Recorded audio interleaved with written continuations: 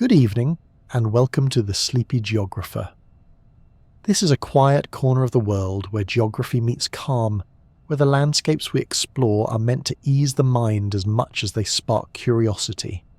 Tonight, the journey takes us into something you cannot see on a map at first glance, yet it shapes our lives every single day.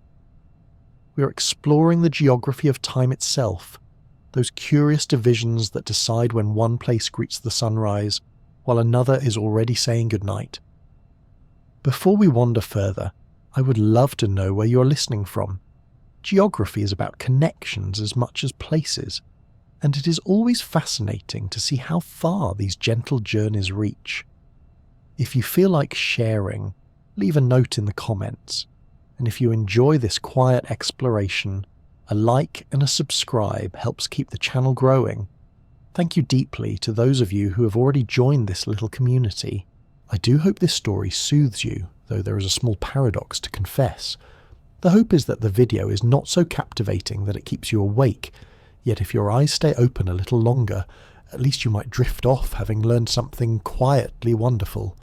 So let us begin with one simple question to carry us onward.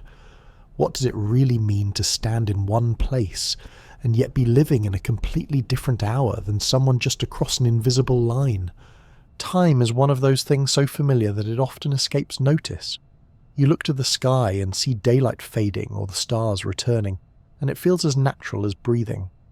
Yet beneath that simplicity lies a world of careful divisions, centuries of human struggle, and more than a little compromise.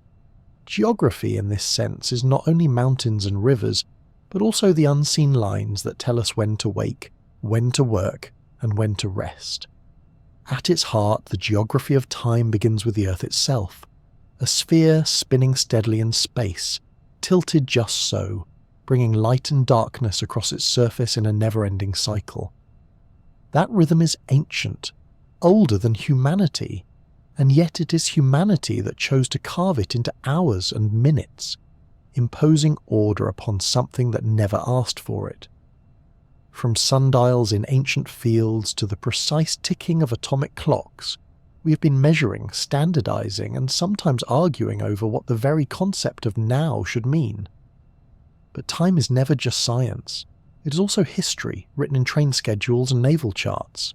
It is politics, when nations decide to align themselves with one side of a line rather than another. It is culture, in the different ways people choose to treat the passing of hours, some rigidly punctual, others flowing with a rhythm more like the tides than the ticking of a clock. And of course, it is deeply personal. Anyone who has crossed an ocean only to find their body refusing to agree with the local sunrise knows that time zones are more than lines on a map. They are an intimate part of human experience. This story will take us from the Earth's slow turn beneath the sky to the strange quirks of borders where today and tomorrow meet. It will follow the rise of empires that stretch their hours across oceans and the scientists who gave us a common standard. Along the way, we will encounter oddities like half-hour zones, debates over daylight saving, and the curious fact that on the edges of the planet, humans sometimes invent their own sense of time because nature offers no clues at all. So as you settle in, let your mind drift across the hours. Time zones are far more than a matter of convenience. They are a reminder that while the Earth spins in silence, people everywhere are constantly deciding how best to keep pace with it. And perhaps by the end you may see the clock on your wall not just as a set of numbers, but as a tiny reflection of the planet's grand and gentle rotation. If you step outside on a clear night and tilt your head back, you're not just gazing at the stars, you are, in a very quiet way, experiencing the motion of the entire planet.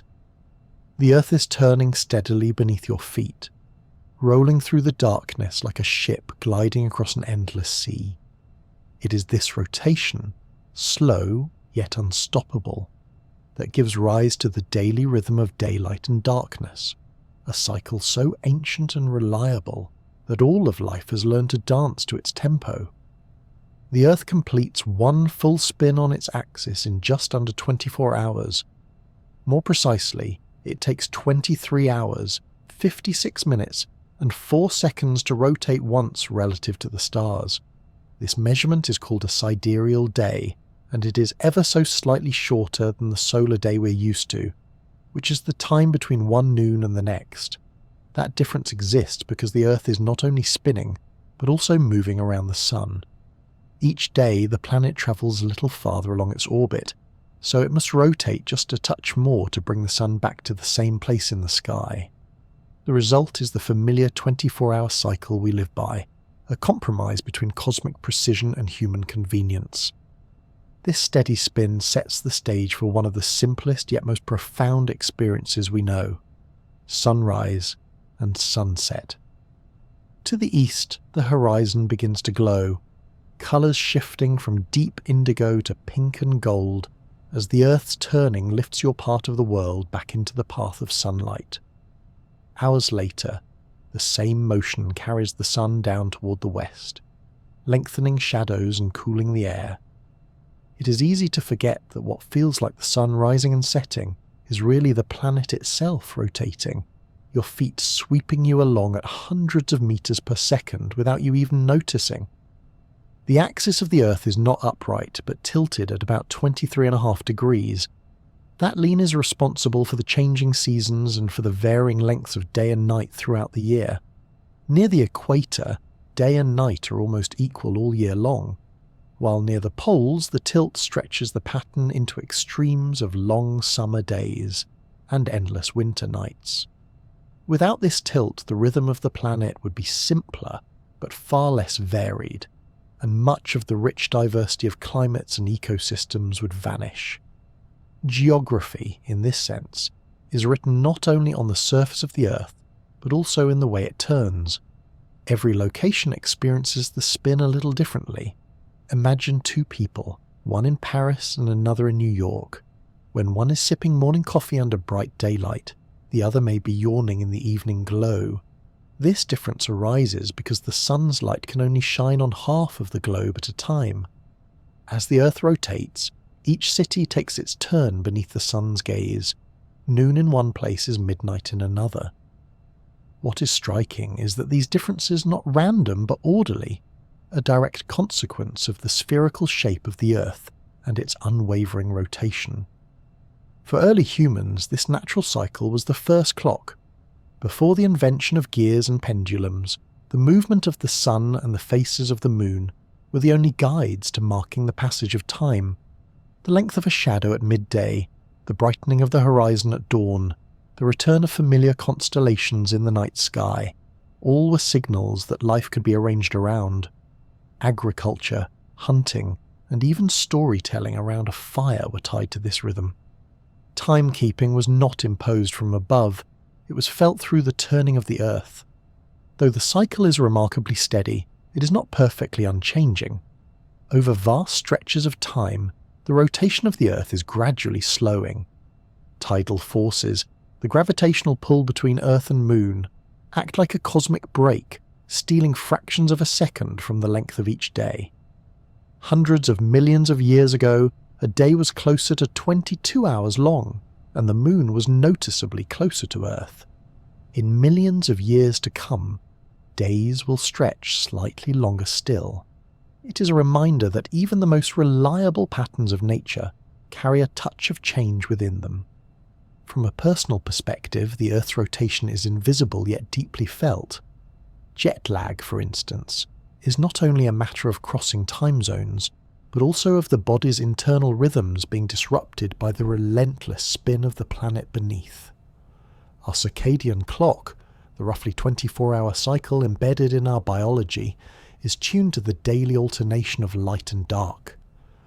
When that natural cue is thrown off, whether by artificial lighting, late nights, or travel across continents, the body resists craving alignment with the Earth's steady turn. We are, in a very real sense, creatures bound to the rotation of our world. It is worth pausing to marvel at the sheer scale of the motion. At the equator, the Earth's surface races along at over 1,600 kilometers per hour relative to the planet's centre.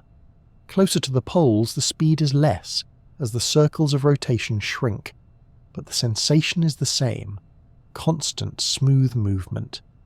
Because it is so uniform we do not feel it. Gravity anchors us firmly, and the rotation is as unnoticeable as drifting on a perfectly still boat in a calm sea. Yet without it there would be no dawn, no dusk, and perhaps no life as we know it. The turning Earth is more than a backdrop to our days. It is the foundation upon which all our measurements of time are built. The invention of hours, minutes, and seconds is a human refinement, but the basic pattern comes from the alternation of light and dark. Every watch, every clock tower, and every calendar ultimately reflects the simple fact that the Earth is spinning beneath the sun. When you glance at the time, you're really checking your position in the great cycle of the planet's rotation.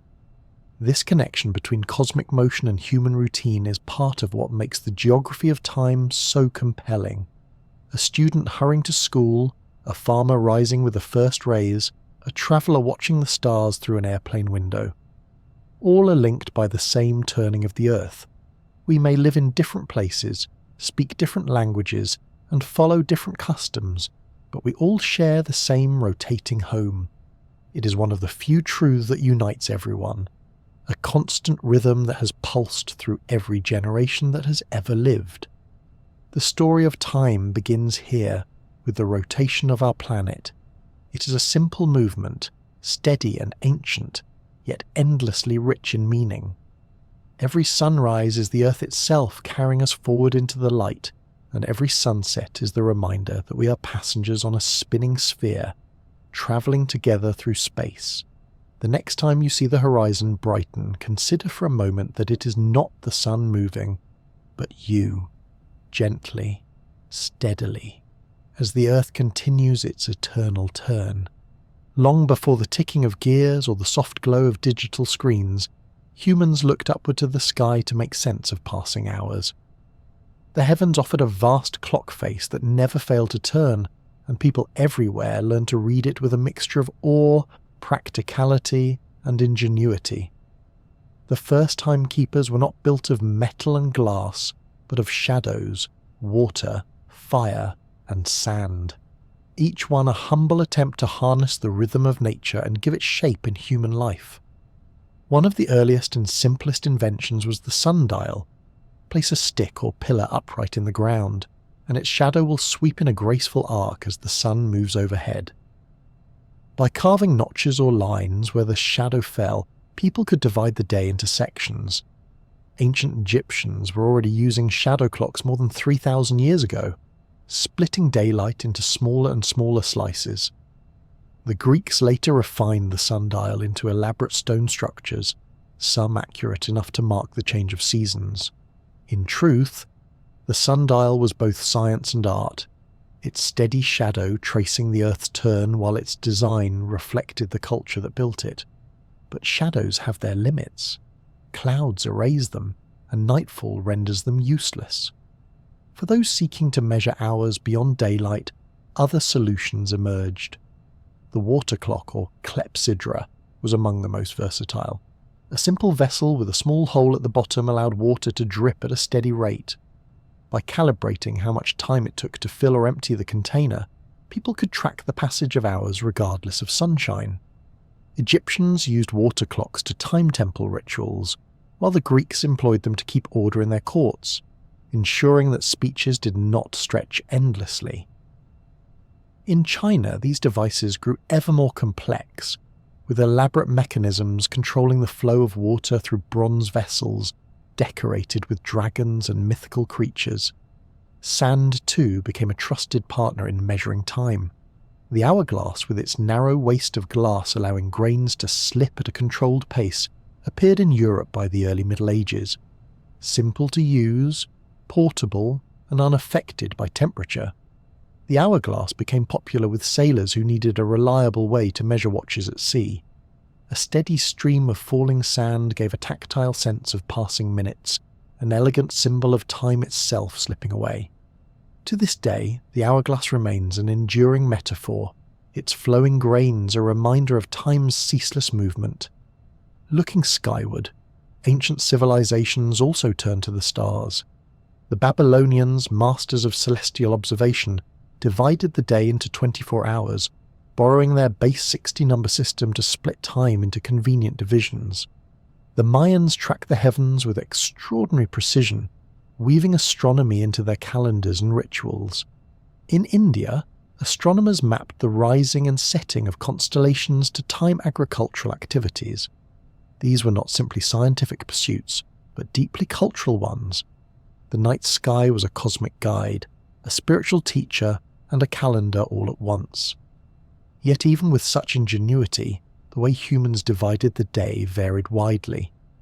The Egyptians favoured dividing daylight into 12 parts, which meant that an hour stretched longer in summer and shorter in winter. In contrast, the Babylonians and Greeks worked toward hours of equal length, a step closer to the uniform time we know today. In medieval Islamic culture, prayer times were tied to the position of the sun, encouraging a flexible understanding of daily rhythm. The Chinese developed systems that split the day into 100K, each representing a little over 14 minutes, a reminder that the carving of time can be as cultural as it is scientific. This diversity shows that timekeeping was never only about precision. It was about aligning human activity with the rhythms of nature and community. Farmers needed to know when to plant, priests needed to know when to perform rituals, and rulers needed to know when to convene councils. The divisions of the day reflected the priorities of society. An hour could mean different things in different places, and yet each system worked perfectly well for the people who used it. The gradual move toward mechanical measurement marked a turning point. In Europe during the Middle Ages, the invention of weight-driven clocks began to change the way time was experienced. Tower clocks rang bells to call townsfolk to work and worship, their chimes slicing the day into more rigid segments. No longer dependent on sunlight or the slow drip of water, people began to live by the striking of hours. This shift was subtle at first, but profound in its consequences. Hours became equal in length, and time itself began to feel like a resource that could be counted, saved, or wasted. Mechanical clocks spread across Europe in the 14th and 15th centuries, each new design refining accuracy and reliability.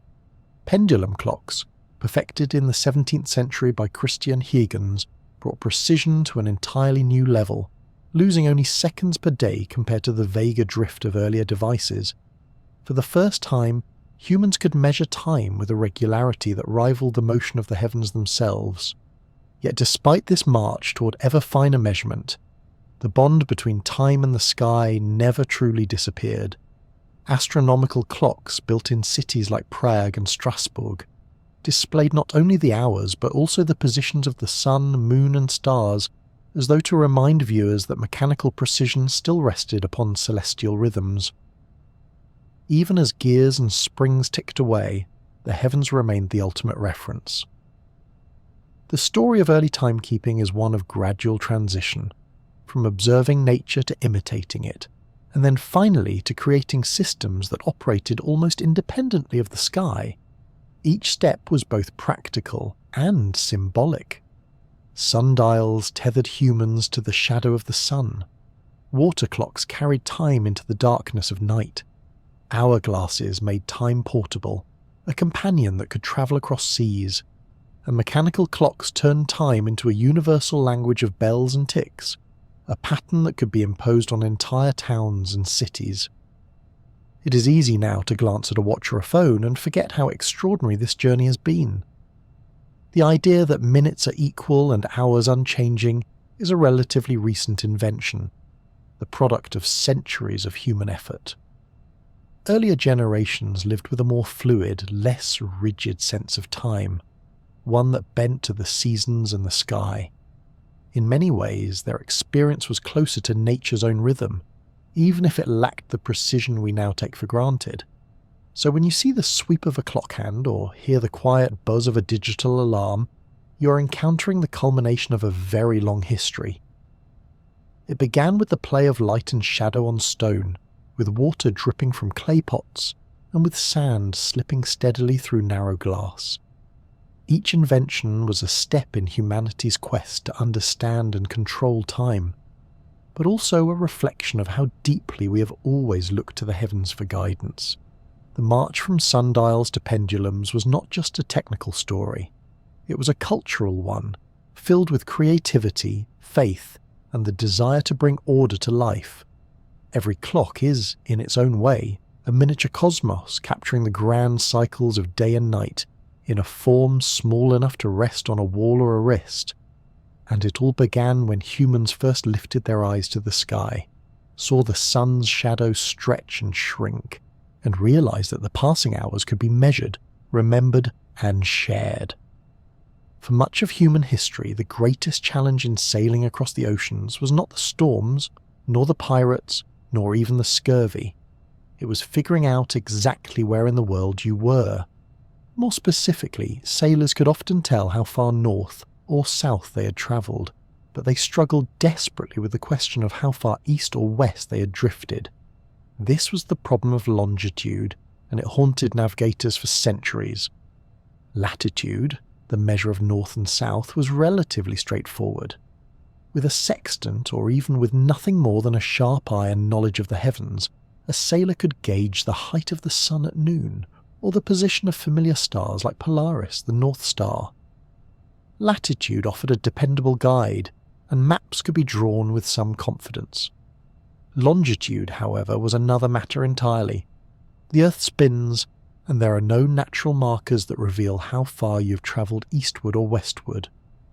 One stretch of open sea looks much like another, and without a reliable way of measuring, a ship could drift hundreds of kilometres off course without anyone realising it until it was far too late. The key to longitude lay in time.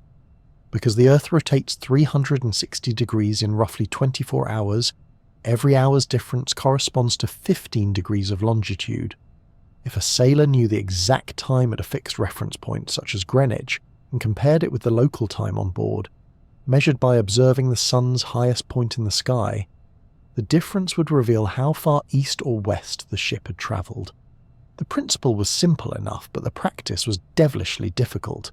The obstacle was the clock. At sea, no ordinary timepiece could be trusted. Pendulum clocks, accurate on land, were useless aboard ships that pitched and rolled with the waves. Temperature changes warped materials, humidity corroded delicate mechanisms, and the endless motion made precise measurement nearly impossible. An error of just a few minutes in keeping time could mean hundreds of kilometres of navigational mistake.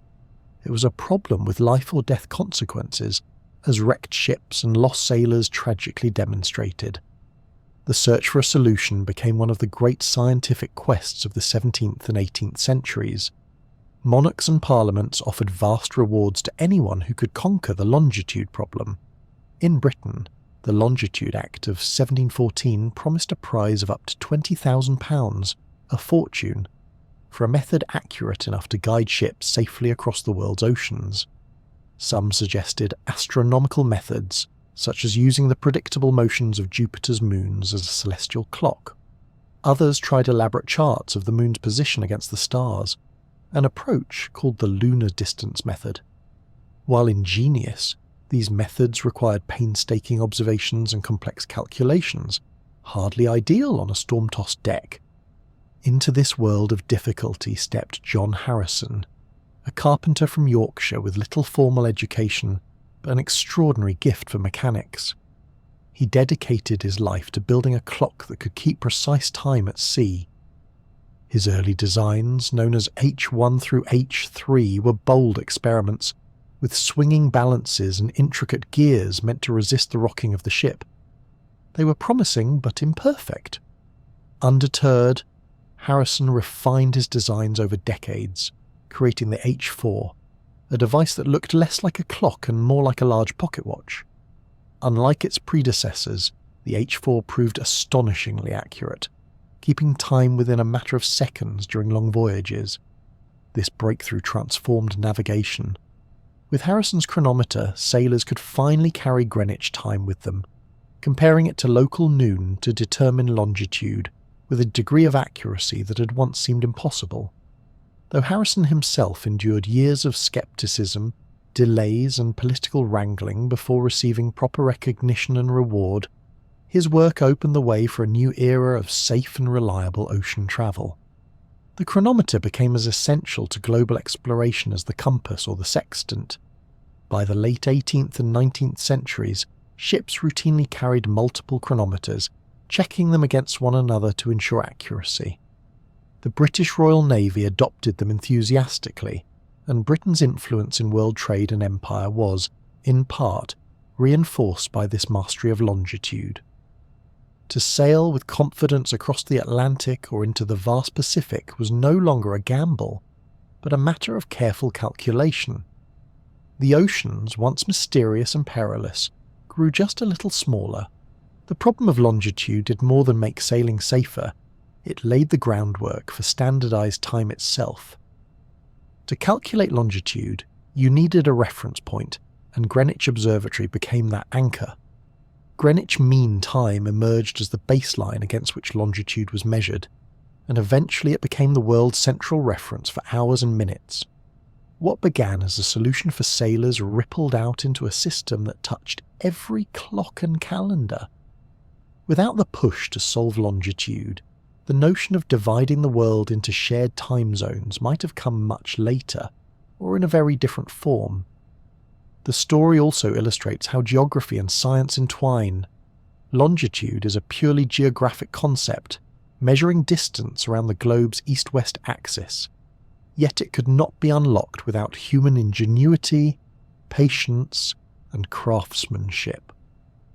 Harrison's chronometers, polished by hand and tuned with exquisite care, bridged the gap between the stars above and the rolling seas below.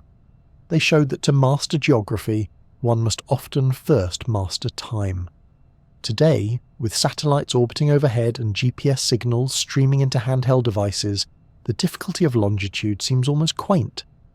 A smartphone can tell you your exact position to within a few meters anywhere on Earth.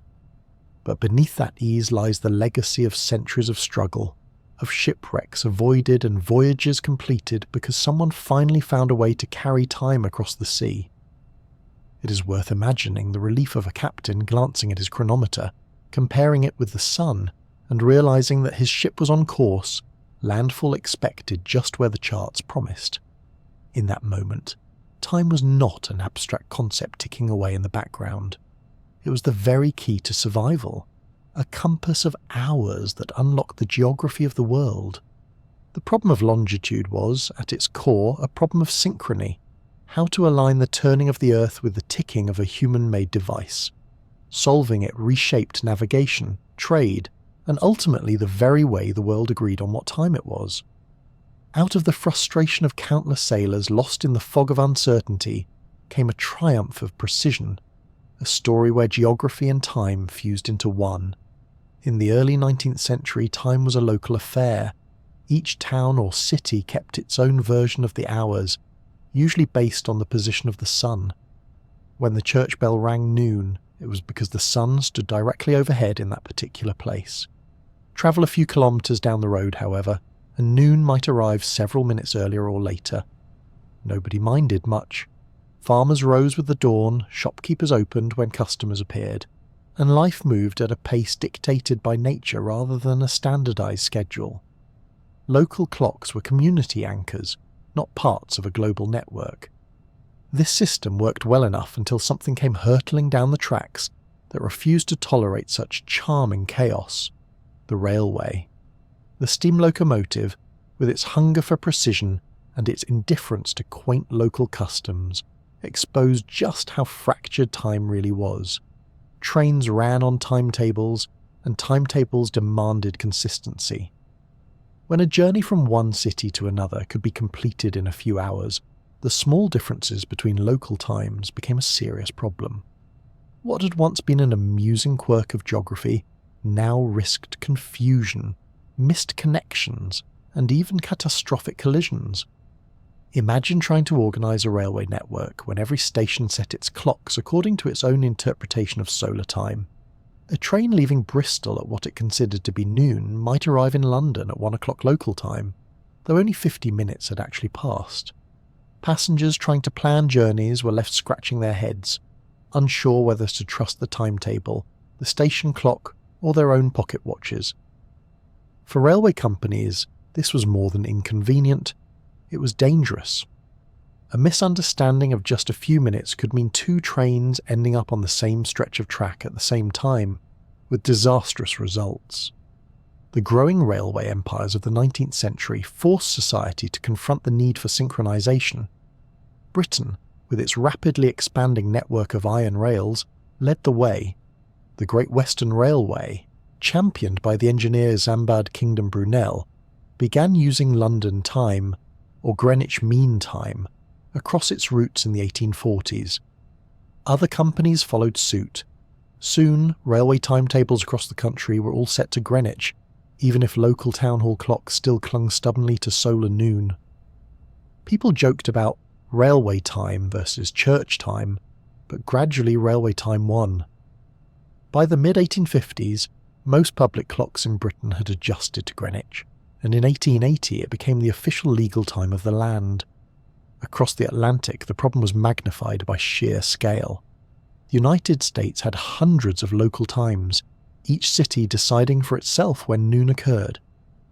As trains began spanning vast distances, the confusion multiplied. By the 1870s, railroad companies alone were keeping over 70 different time standards, each with its own rules. Passengers might carry elaborate conversion tables to keep track of it all. In some towns, railway stations even had two clocks, one showing local time, the other showing railway time. It was an elegant solution in appearance, but hardly practical. The tipping point came in 1883, when American and Canadian railroads collectively agreed to adopt a system of standardized time zones. The continent was divided into 4 main zones, each 1 hour apart. On November 18th of that year, known afterward as the Day of Two Noons, clocks across the railways were reset to match the new divisions. In some towns, this meant that the local time was suddenly fast-forwarded, or set back by half an hour or more. People were bewildered, but the efficiency was undeniable. Trains ran more safely, timetables became reliable, and the seeds of a coordinated time system had been firmly planted. Railways were not just about moving people and goods, they were about moving time itself. The iron rails stitched together landscapes that had once been separate worlds of their own, and in doing so they demanded order. Without synchronization, the very promise of rail travel, speed, regularity and safety, could not be fulfilled. Industrialization was pushing humanity into a new age, one where the hours were no longer tied purely to the sun but also to the schedule of machines. The cultural impact was enormous. For the first time, people had to adjust their lives to an external standard rather than their local rhythms. Noon was no longer when the sun was highest over the town square, but when a national or international authority said it was. Some resisted fiercely, seeing standardized time as an intrusion, a cold imposition of industrial order onto the organic flow of daily life. But the practical benefits were undeniable, and resistance gradually gave way to acceptance. The synchronization of time also reshaped daily habits. Factory workers, bound to the whistle and the clock, lived by regimented hours that bore little resemblance to the old solar day. School children marched into classrooms at precisely timed intervals, and businesses opened and closed according to schedules that could be coordinated across entire regions. The railway had not only changed how people travelled, but also how they conceived of time itself. Hours became more rigid, more universal, more inescapably mechanical. In cities like London, Paris and New York, enormous public clocks became symbols of modernity and progress. They were not simply for decoration, but served as visible reminders that the city moved to a collective rhythm. To be on time meant to be synchronized with everyone else, a discipline that both liberated and constrained. Trains demanded punctuality, and punctuality demanded that individuals surrender their personal sense of time to a greater order. Looking back, it is striking how quickly this transformation occurred once the railways made it necessary. For centuries, people had been content with a patchwork of local times, each community marching to its own beat. Within a matter of decades, the arrival of locomotives forced a new level of coordination, pulling society toward a global system. Industrialization had made time itself a commodity, one that had to be measured, divided, and delivered with precision. The Iron Horse did more than carry passengers and freight. It carried a new philosophy of time across the landscape, replacing the age-old reliance on the sun with the ticking of standardized clocks. Every departure and arrival was proof that hours and minutes had become tools of organization, no longer just natural markers of dawn and dusk. The railway demanded obedience to its schedules, and in doing so, it brought humanity closer to the modern world of synchronized time zones. What began as a solution to prevent trains from colliding became one of the defining shifts of the 19th century, the taming of time itself. From that point forward, hours could no longer be purely local. They were coordinated, enforced, and shared across entire nations. The world was still divided by geography, but increasingly it was united by the clock. In the age of steam and steel, the rhythm of life ticked not only with the sun above, but with the chimes of station clocks, ensuring that civilization moved forward in lockstep with the rails. If you were to stroll through a quiet park in southeast London, you might come across a modest line running across the ground at the Royal Observatory in Greenwich. It is a line unlike any other, for it does not mark a river or a road, but something far more abstract: the prime meridian, the line of zero longitude, the place from which all the world's eastings and westings are measured. To stand with one foot on either side is to place yourself, symbolically at least, in two hemispheres at once. But why here, in Greenwich, of all places? And how did a line scratched across a London hillside come to anchor the world's clocks? The story begins in the 17th century, when England, like many seafaring nations, was desperate to solve the problem of navigation. Ships needed better charts, and better charts required more accurate measurements of the heavens. In 1675, King Charles II founded the Royal Observatory at Greenwich, with the specific goal of improving navigation and mapping the skies. Its first astronomer royal, John Flamsteed, set about the painstaking task of cataloguing the stars with remarkable precision, work that would serve sailors navigating the oceans for generations. The observatory soon became a hub of astronomical and navigational science. With telescopes trained on the night sky and instruments measuring the transit of celestial bodies across the local meridian, Greenwich developed a reputation for reliability. In an age when the seas were the highways of empire, the ability to chart longitude accurately meant the difference between safe passage and disaster. The observatory's charts and tables were in high demand, not only in Britain, but across the globe. The Greenwich Meridian, initially a local reference, began to gain prestige simply because it was practical. As the 18th and 19th centuries unfolded, Britain's global influence expanded dramatically. Its ships circled the globe, its traders reached every corner, and its naval power dominated the seas. Wherever British sailors went, they carried charts and tables referencing the Greenwich Meridian. Over time, Greenwich became not just a national standard, but a de facto international one, reinforced by the weight of commerce and empire. Yet the choice of Greenwich was not inevitable. Other nations had their own observatories and meridians they preferred. France, for instance, championed the Paris Meridian, running through the Paris Observatory. Spain used Madrid, while some American cartographers aligned maps with Washington. The competition was not purely scientific but also political, each nation eager to see its capital serve as the anchor of global geography. For a long time there was no universal agreement, and maps could vary depending on whose chart you consulted. By the late 19th century, however, the need for a single global standard had become undeniable. Railways, telegraphs, and international trade demanded uniformity. The United States, with its sprawling territory and rapidly growing infrastructure, pressed strongly for a universal meridian. The matter came to a head in 1884 at the International Meridian Conference in Washington, D.C. Representatives from 25 countries gathered to settle the issue once and for all. Where should zero longitude be placed?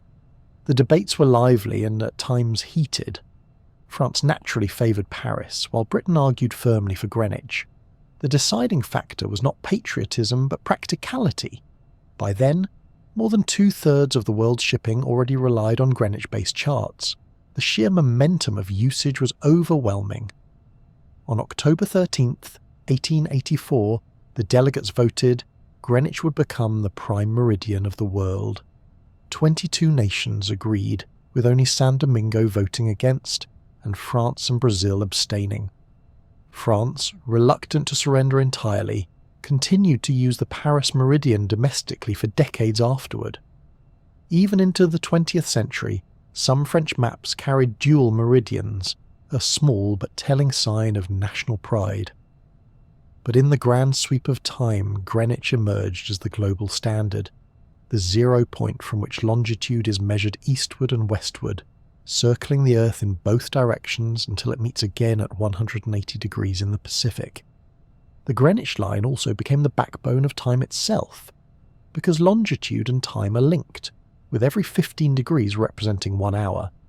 The prime meridian naturally became the anchor for a global clock system.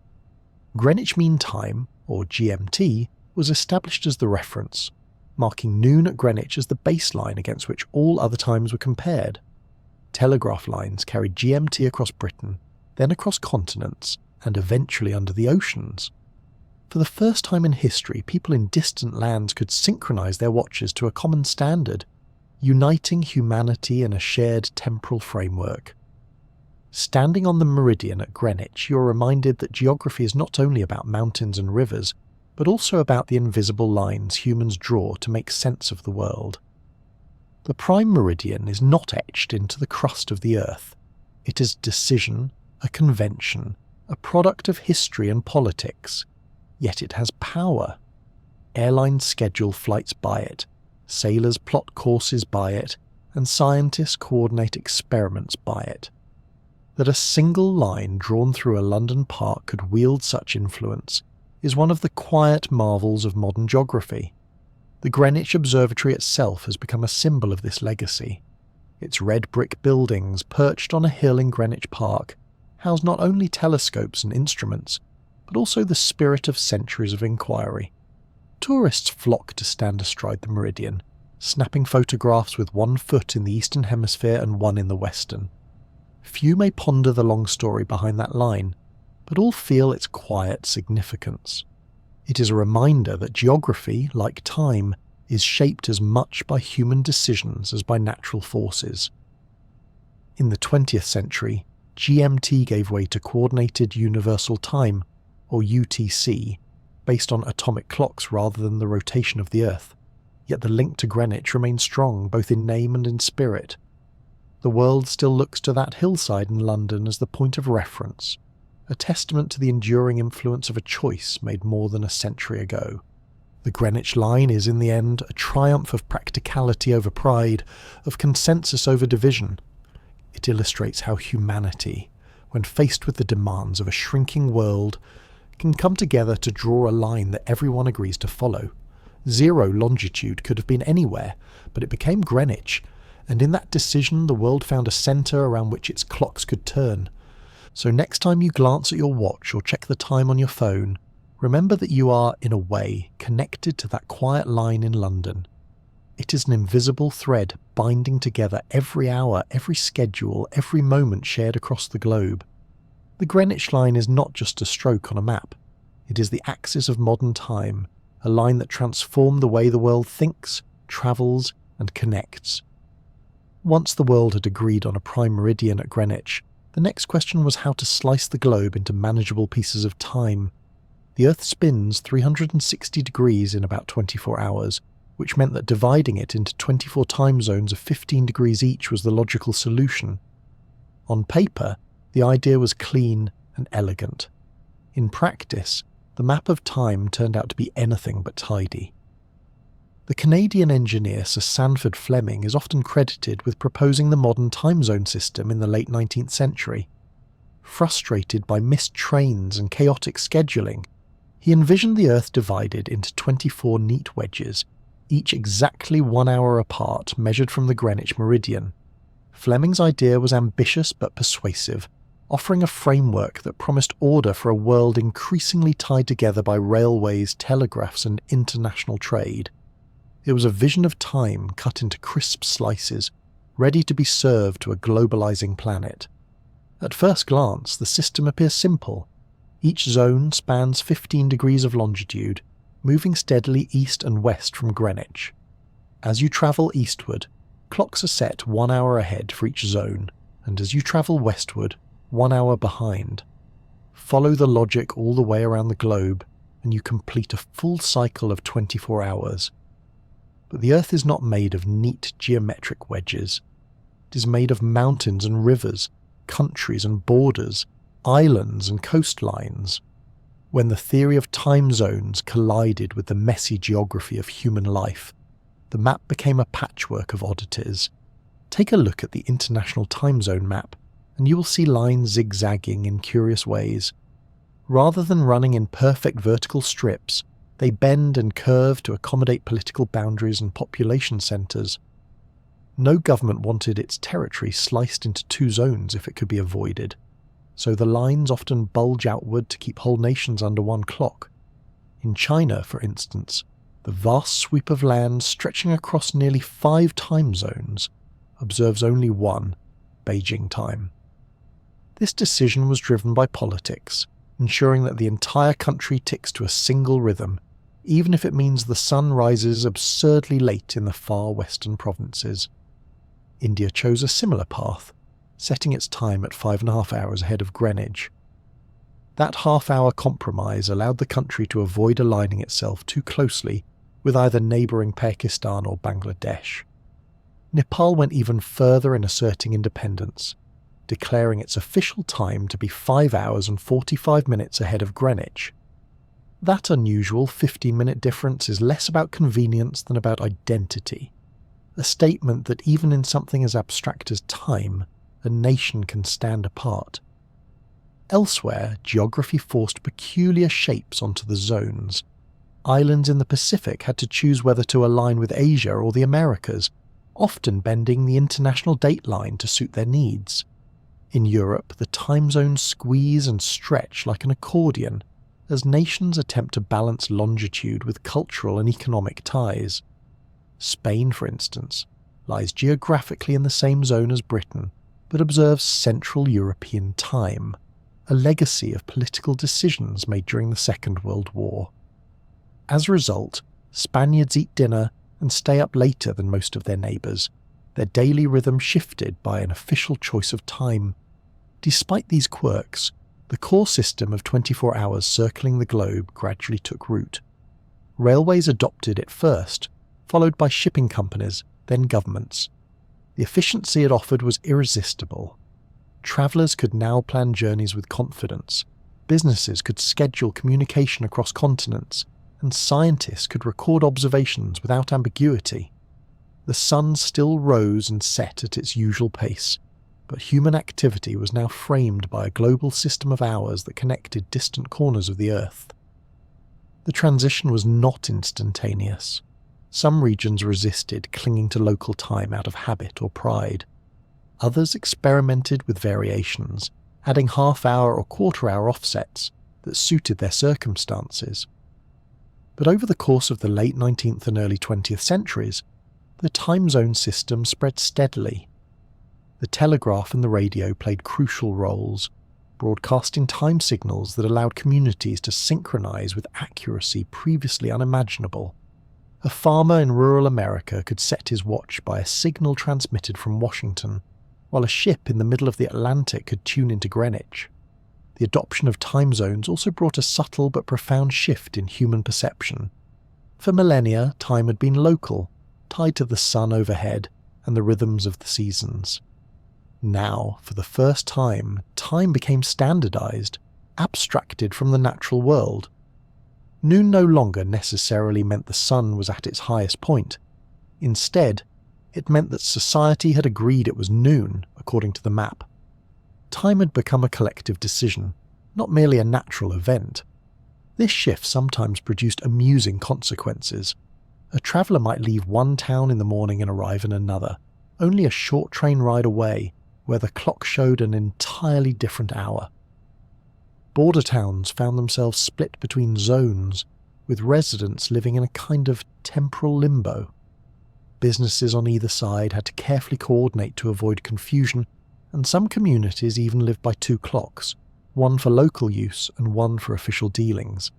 These quirks added a human flavour to what might otherwise have been a purely mechanical system. The beauty of the time zone system is that it balances order with flexibility. The neat mathematical principle of 15 degrees per hour provides the skeleton, but the living flesh of the map reflects human needs, political choices, and geographic constraints. It is a reminder that time, though rooted in the rotation of the Earth, is also a human construct, bent and shaped to fit the realities of life on the ground.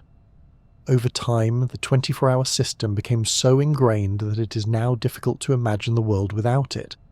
International flights, global finance, digital communication, all depend on the certainty that when it is midnight in London, it is 5 a.m. in New Delhi and 1 p.m. in Sydney. The system may not be perfect, but it provides a common language of hours that allows billions of people to coordinate across vast distances. The drawing of the zones was one of humanity's great collective acts of organisation, a moment when practicality triumphed over parochialism. It shows that even in something as abstract as time, cooperation was possible. And though the lines on the map may twist and bend, their purpose remains steady: to give the world a shared rhythm, a framework that allows trains to run, ships to sail, and conversations to flow across continents.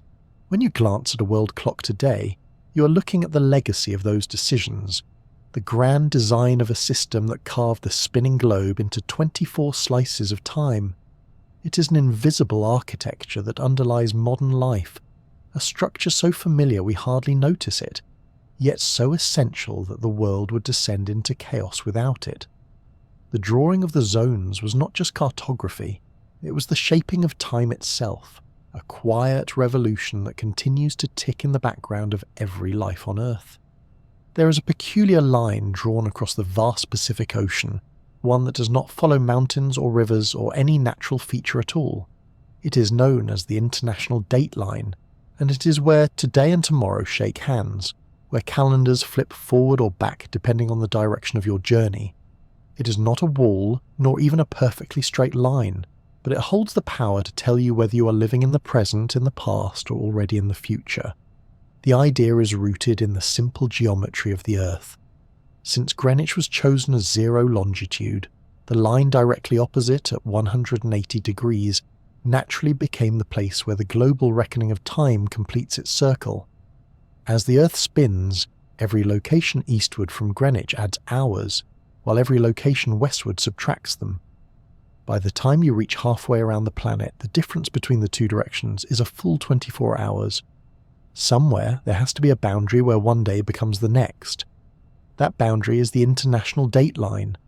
Unlike the neat slices of time zones drawn on charts, the date line has a wobbly human quality to it. It does not run straight down the middle of the Pacific, but bends and zigzags to accommodate the scattered islands that dot the ocean. No country wants to be cut in two by the line, so it swerves around territories, sometimes making dramatic leaps eastward or westward to keep whole nations on the same calendar day. The result is a map that looks less like a ruler-straight meridian, and more like a meandering path through the ocean. For island nations, the position of the date line has been a matter of identity and practicality. Samoa, for instance, once sat east of the line, aligning its calendar with the Americas. But in 2011, the Samoan government made a bold decision. It shifted west of the line to align more closely with Australia and New Zealand, its main trading partners. Overnight, an entire day vanished from the local calendar. Thursday, December 29th, was immediately followed by Saturday, December 31st. The citizens of Samoa never experienced December 30th at all. It was a unique example of how geography and economics can conspire to erase a day from history. Such shifts can cause confusion, but also highlight the flexibility of time. The date line is not enforced by nature, but by agreement. It exists because humanity decided it should, and as such, it can be redrawn when necessary. Nearby Tonga, Fiji, and Kiribati have also lobbied for bends in the line to suit their interests, ensuring that they share the same day as their neighbours and trade partners. These decisions remind us that time, though anchored in the rotation of the Earth, remains a deeply human construct. Travellers crossing the line experience its peculiar magic directly. Fly westward across the Pacific, and you can step off the plane having gained an entire day. It feels almost like time travel. A Thursday repeated, a Friday lived twice. Cross in the opposite direction, and the opposite happens. An entire day vanishes. Leave Japan on a Monday evening, and after a long flight eastward you may arrive in California earlier that same Monday morning, as though the hours between had been stolen away. The journey across the date line makes it clear that days are not universal but relative, tied to where on Earth you stand. This strangeness has long captivated writers and travellers. In Jules Verne's classic tale Around the World in 80 Days, the protagonist Phileas Fogg famously discovers that he has gained a day by circling the Earth eastward and crossing the date line. His victory in the wager hinges on this very quirk of global time. The story illustrates how the line is not just a technical detail, but a poetic reminder that our human reckoning of time is fragile and occasionally surprising. Standing on the date line, if one could, would be like straddling two calendars. On one side it is today, on the other it is tomorrow. Midnight lies stretched out across the ocean, a shadowy seam joining yesterday to what is yet to come. It invites reflection. What does it mean that people separated by only a few kilometres of water may be living not only in different countries, but in different days altogether? Time here reveals its strange duality, at once scientific and symbolic. In practice, of course, the date line is more often experienced in flight than on the ground. Pilots and sailors must carefully account for its effects when recording logs, lest they find themselves a day off. Astronauts aboard the International Space Station, circling the Earth every 90 minutes, solve the problem by using coordinated universal time, sidestepping the issue altogether. But for those travelling across the Pacific, the date line remains a moment of wonder, a reminder that time zones are not just abstract concepts but tangible experiences. The existence of the line also highlights how the world is stitched together. Somewhere, there has to be a beginning and an end to the global calendar, and by placing it in the sparsely populated Pacific, humanity ensured that the disruption would be minimal. Imagine if the date line ran through Europe or the Americas, splitting nations into 2 different days. The practical headaches would be endless. Instead, the Pacific, vast and dotted with small islands, became the ideal canvas for this invisible seam. Yet even here, the line tells stories about power and connection.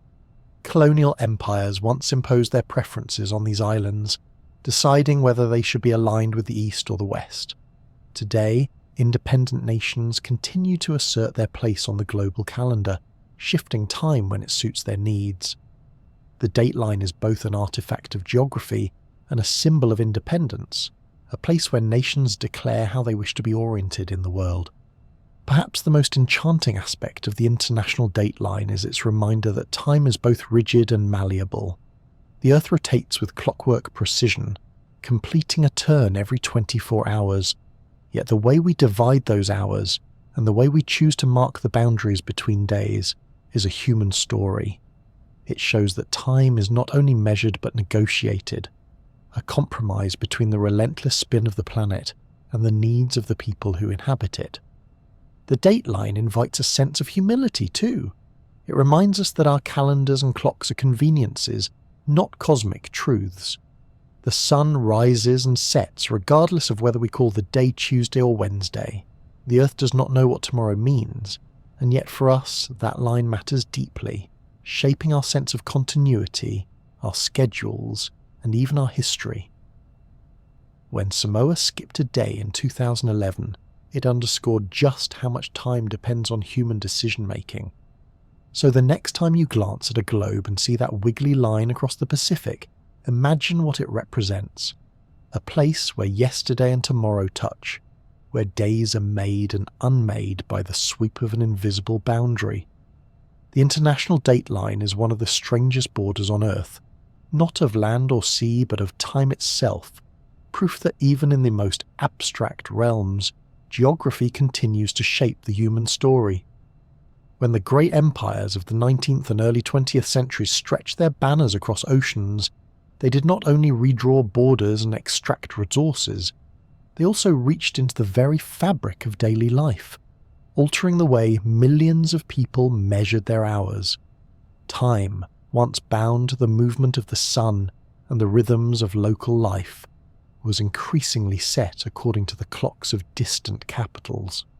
It was one of the quietest yet most pervasive tools of control, a way for empires to impose order not only over land and people, but over the ticking of every day. Colonial powers needed time to run smoothly. Administration sprawled across vast territories, required schedules for railways, shipping, communications, and bureaucracy. British officials in India, French administrators in West Africa, and Dutch traders in the East Indies all understood that empire demanded coordination. Local times, charming though they might have been in a village square or marketplace, became inconvenient when governing millions of people spread across thousands of kilometres. Standard time was efficiency, and efficiency was power. India provides one of the clearest examples. Before British rule, communities across the subcontinent followed local solar time. Noon in Bombay was not the same as noon in Calcutta, and nobody was particularly troubled by the difference. But as railways expanded under colonial management in the 19th century, these variations became chaotic. British authorities imposed a single standard, Indian Standard Time, set at 5.5 hours ahead of Greenwich. It was not chosen because it perfectly reflected the sun over India, but because it offered a compromise that kept the colony running on the same schedule. Trains ran more safely, telegrams aligned neatly, and the machinery of empire ticked in unison. The choice also had a symbolic weight. Millions of lives now marched to a rhythm dictated by the imperial power in London. Similar stories unfolded across Africa. European powers carved up the continent with little regard for its cultures or geography, and when they imposed time zones, they followed their own convenience rather than local needs. In French colonies, the clocks were synchronized with Paris, in British territories with Greenwich. This alignment meant more than scheduling ships or railways. It was a daily reminder that the colonizers' time took precedence, that the empire's heartbeat set the pace for everyone within its grasp. In the Dutch East Indies, today's Indonesia, the imposition of standardized time zones reflected both commerce and control. The islands sprawl across an enormous expanse, naturally spanning multiple hours of difference. Yet the colonial government sought to tie them together under systems that simplified trade and administration.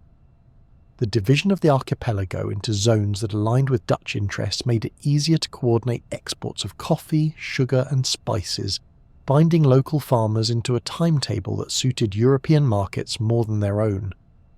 Trade was indeed one of the strongest forces driving this imperial timekeeping. Global commerce required synchronization, and the empires of the 19th century were nothing if not engines of trade. Ships leaving African ports laden with palm oil or cocoa needed to arrive in Liverpool or Marseille on predictable schedules. Telegraph cables stretched under the seas demanded that messages be stamped with a consistent hour. Every minute mattered in a world where competition between empires was fierce, and control over time itself became part of the infrastructure of dominance. The imposition of foreign time could be disorienting to local communities. Farmers in rural India or West Africa still rose with the dawn, regardless of what the railway timetable said. But as urban centres grew and colonial bureaucracies expanded, the authority of the clock spread deeper into daily life. Schools, government offices and courts all began to operate on the standardised hours, gradually pulling populations into step with the rhythms of empire. Even the ringing of bells or the call to prayer might be nudged to align more closely with official schedules. Time became an expression of political authority, as real and binding as taxes or law. The link between empire and time zones was also evident in the symbolism of Greenwich itself. The adoption of the Greenwich meridian as the global standard in 1884 was not only a matter of practicality, it was also a reflection of British dominance at the height of its imperial reach. By anchoring the world's clocks to London, the empire placed itself at the centre of global order. Other powers grumbled. France clung stubbornly to the Paris meridian for decades, but the momentum of empire was undeniable. To check the time in New York or Cape Town or Bombay was, in a sense, to acknowledge London's primacy. These choices left legacies that still shape the modern world. India continues to use its peculiar half-hour offset, a colonial-era compromise that remains long after independence. Much of Africa remains aligned with European time zones, reflecting decisions made in colonial offices rather than by local communities. In some cases, countries have adjusted, but the imprint of empire is still visible in the map of global time. China offers a particularly striking case. Though not formally colonized in the same way as Africa or India, it endured enormous pressure from Western powers in the 19th century. Today, despite spanning nearly 5 natural time zones, the entire nation observes a single clock, Beijing time. This centralization reflects political decisions in the 20th century, but it also echoes the imperial principle that unity is achieved by imposing one standard across vast lands, regardless of local reality. In the far western region of Xinjiang, the sun may not rise until 10 in the morning according to the clock, a daily reminder of how political power dictates the rhythm of life. The story of time and empire is, in the end, a story of control disguised as practicality. Standardized time zones did indeed make railways safer, trade smoother, and communication faster. But they also served as subtle instruments of authority, folding colonies into the schedules of faraway capitals. The daily life of millions was reordered not because it was convenient for them, but because it was convenient for empire. And yet, like so many imperial legacies, the imposed order of time endured beyond the empires themselves. Even after independence, many nations kept the time zones left to them, sometimes out of inertia, sometimes because by then the new rhythms had become too ingrained to change. The global system of hours, born of both science and imperial ambition, remains with us, shaping the way we live and coordinate across the planet. It is curious to think that something as intimate as checking the hour on a wristwatch carries echoes of colonial history. Beneath the quiet tick of the second hand lies a story of empire seeking to align the world with their own ambitions. The sun still rises as it always has, indifferent to human borders, but the way we divide its passage through the sky bears the marks of centuries of conquest, trade, and control. In this way, the map of time is also a map of empire, a reminder that even the hours can be colonized. The notion of moving the clock forward to make better use of daylight is one of those ideas that sounds both ingenious and absurd, depending on how much sleep you value. Daylight saving time, as it has come to be known, is the practice of shifting the hours twice a year, springing forward in the warmer months to extend the evening light and falling back again in autumn to reclaim those lost mornings. Few topics in timekeeping have stirred as much debate, confusion, and outright irritation. Yet the story of daylight saving is also a curious chapter in the geography of time, one that reveals how societies wrestle with the balance between natural light and human schedules.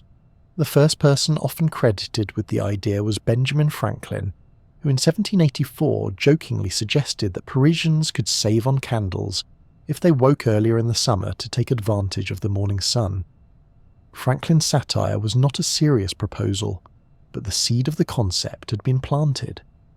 In the late 19th century, a New Zealand entomologist named George Vernon Hudson began arguing in earnest for shifting the clocks to allow more daylight for his insect collecting after work.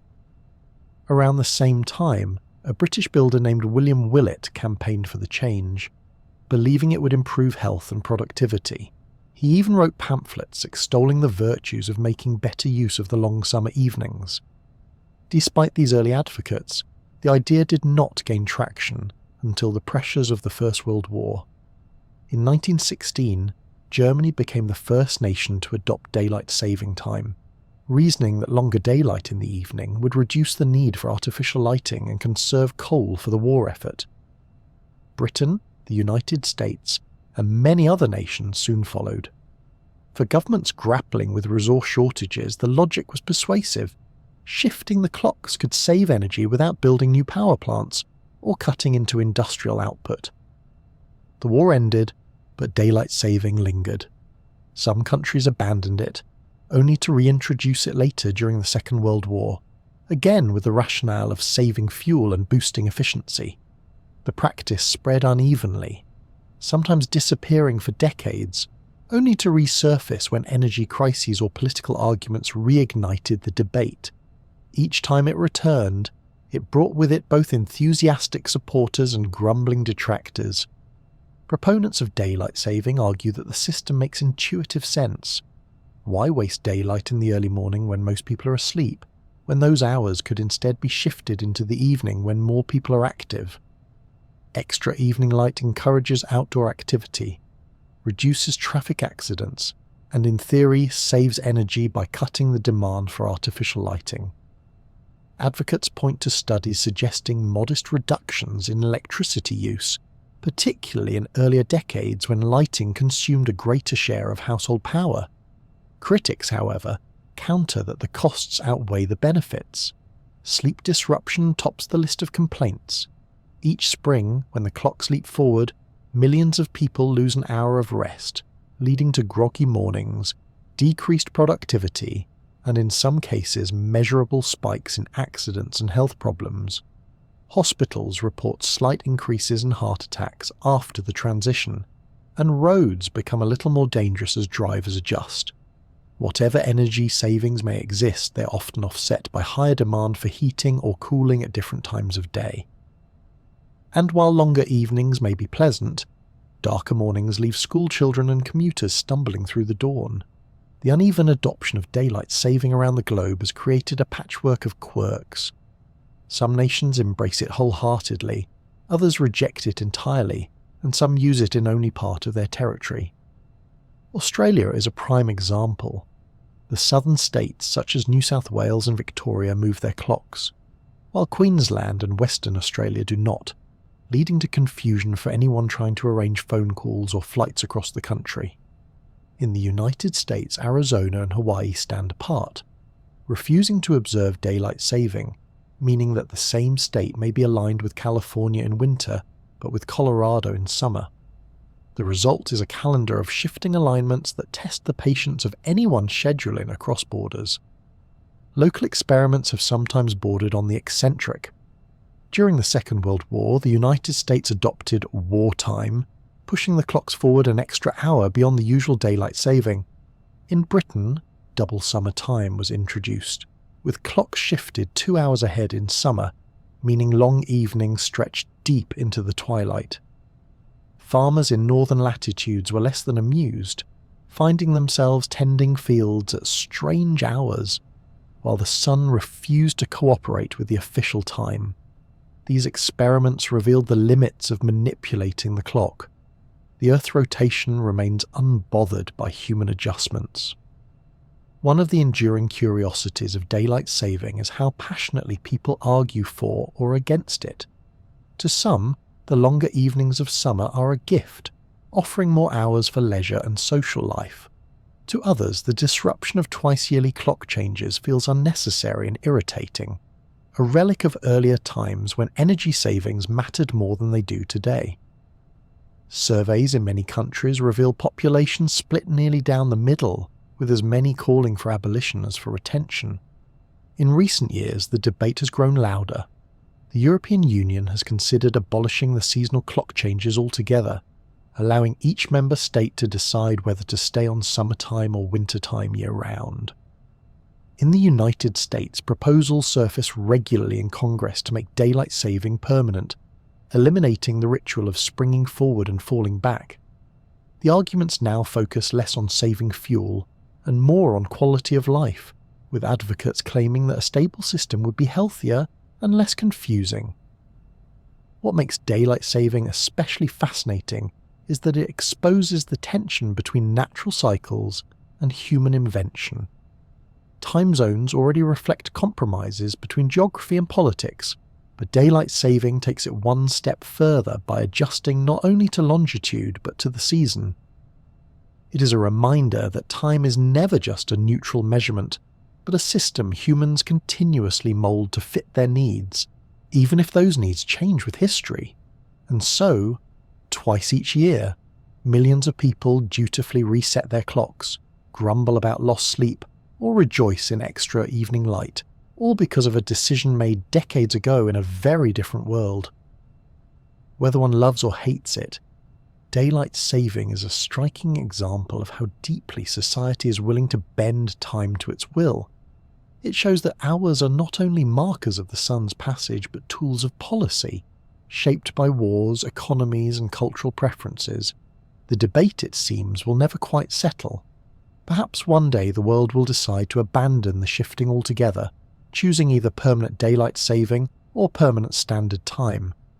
Until then, the arguments will continue to circle like the seasons themselves. Some will cheer for the golden evenings, others will lament the dark mornings, and everyone, at least once a year, will find themselves asking the eternal question, why do we keep doing this to ourselves?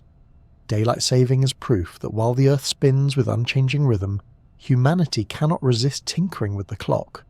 In that sense, it is as much a cultural phenomenon as a scientific one, a reflection of our desire to master time, even if it means spending a century arguing about whether the practice makes sense at all.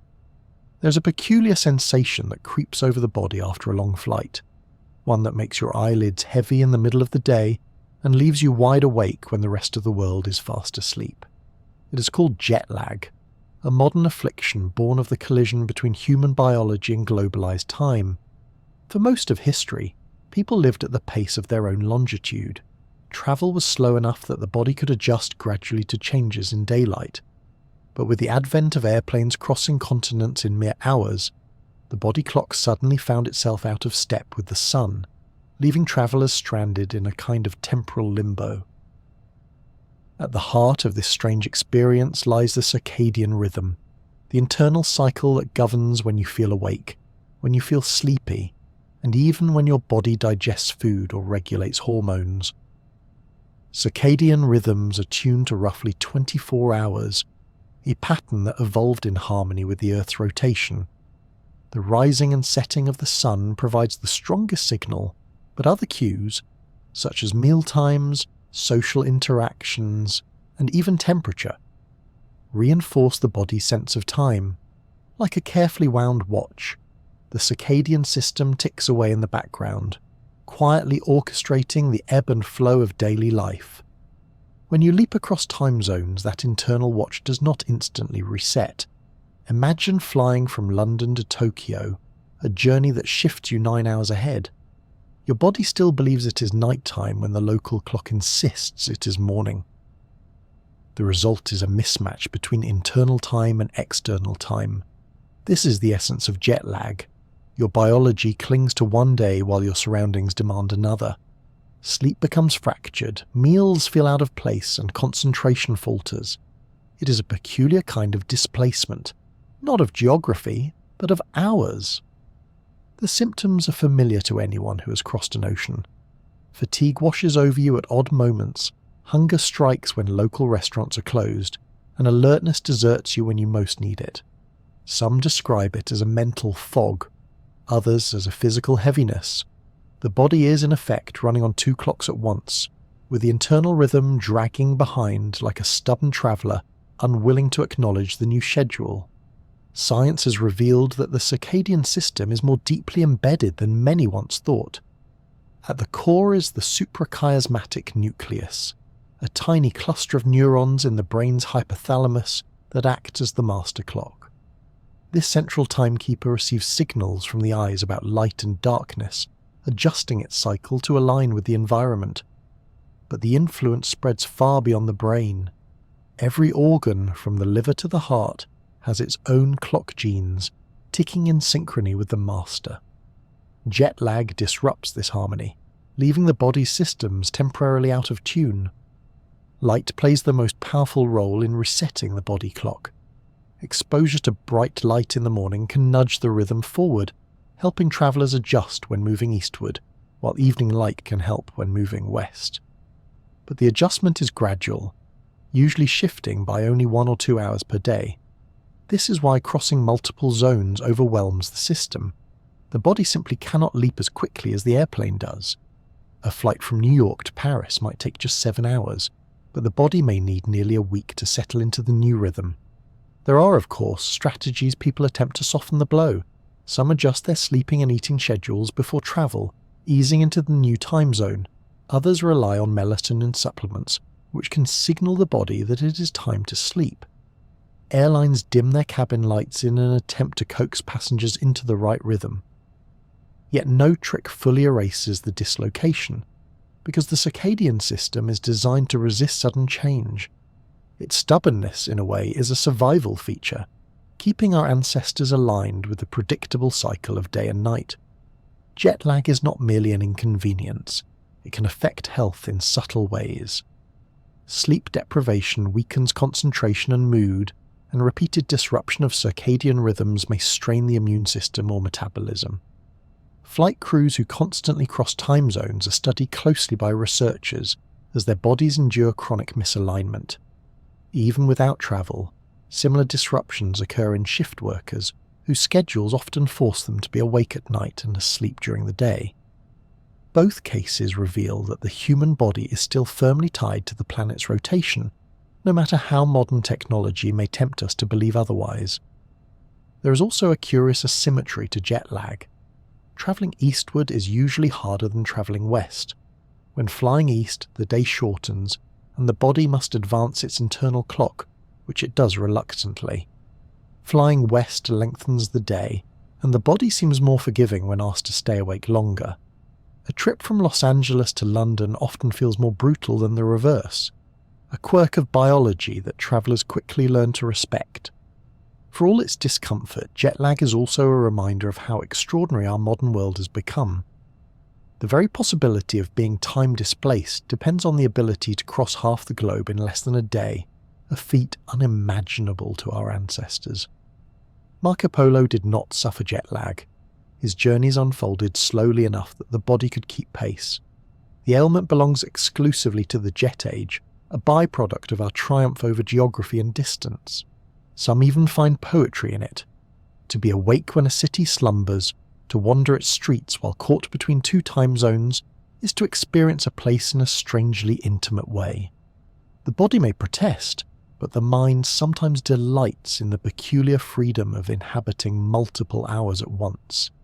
It is as though you are both here and elsewhere, carrying a piece of your homeland's clock in your bones while surrounded by the cadence of a foreign land.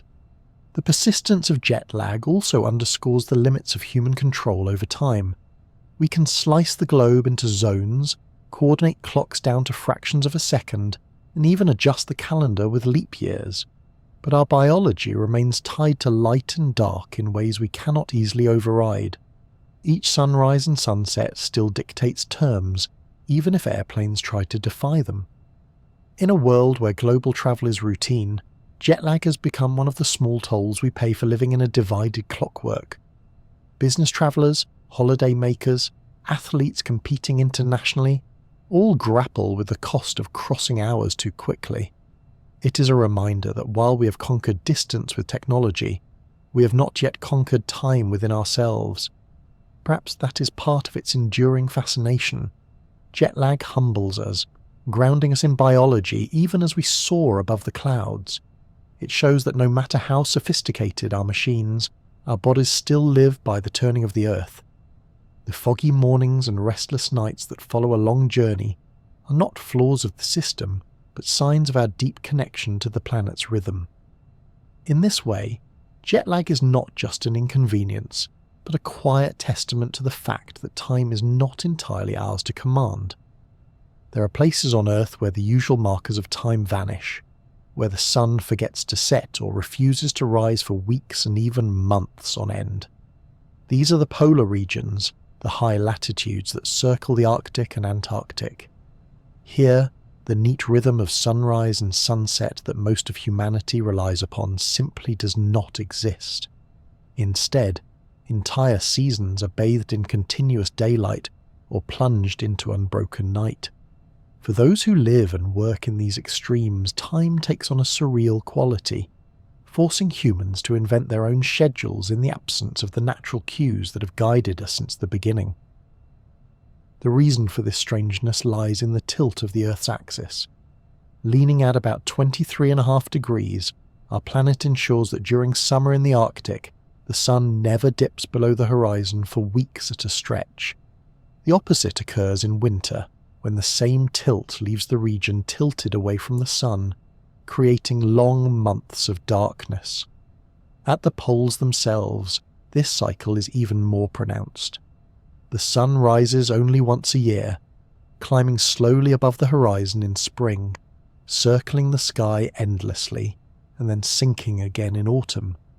Between those two events lie 6 months of day and 6 months of night, a rhythm unlike anywhere else on Earth.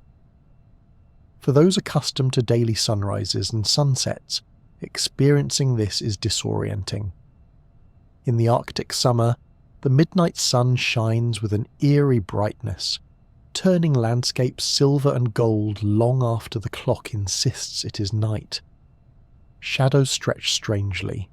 The air feels suspended in perpetual twilight, and sleep becomes elusive when the body cannot tell the difference between day and night. In winter, the opposite prevails. The polar night envelopes everything, broken only by faint twilight at noon or the flicker of the northern lights. Life unfolds in a world of darkness, where human-made light becomes the only guide. Communities in the Arctic, from northern Norway to Alaska and Siberia, have lived with these conditions for centuries. Traditional practices adapted to the cycle, with hunting, fishing and social activities shifting according to the seasons rather than the hour. Modern towns, however, must make choices about how to handle daily schedules. In Svalbard, Norway, for example, residents follow Central European time year-round, even though the sun ignores such conventions. Shops still open in the morning and close in the evening, school bells still ring, and work days still end, but the division is entirely artificial. People rely on clocks rather than the sky to structure their lives, a reversal of the natural order. Antarctica presents an even stranger challenge. No permanent population lives on the frozen continent, but research stations from many nations dot the icy expanse. With no time zone imposed by geography, each station chooses its own. Some follow the time of the country that operates them, others align with the nearest supply base, often in Chile or New Zealand. At McMurdo Station, run by the United States, clocks keep New Zealand time, meaning that workers on the far side of the world live their daily lives as though they were in Auckland. At the Amundsen Scott South Pole Station, schedules are set to match supply flights from New Zealand as well, though the sun itself circles lazily in the sky for months without ever rising or setting.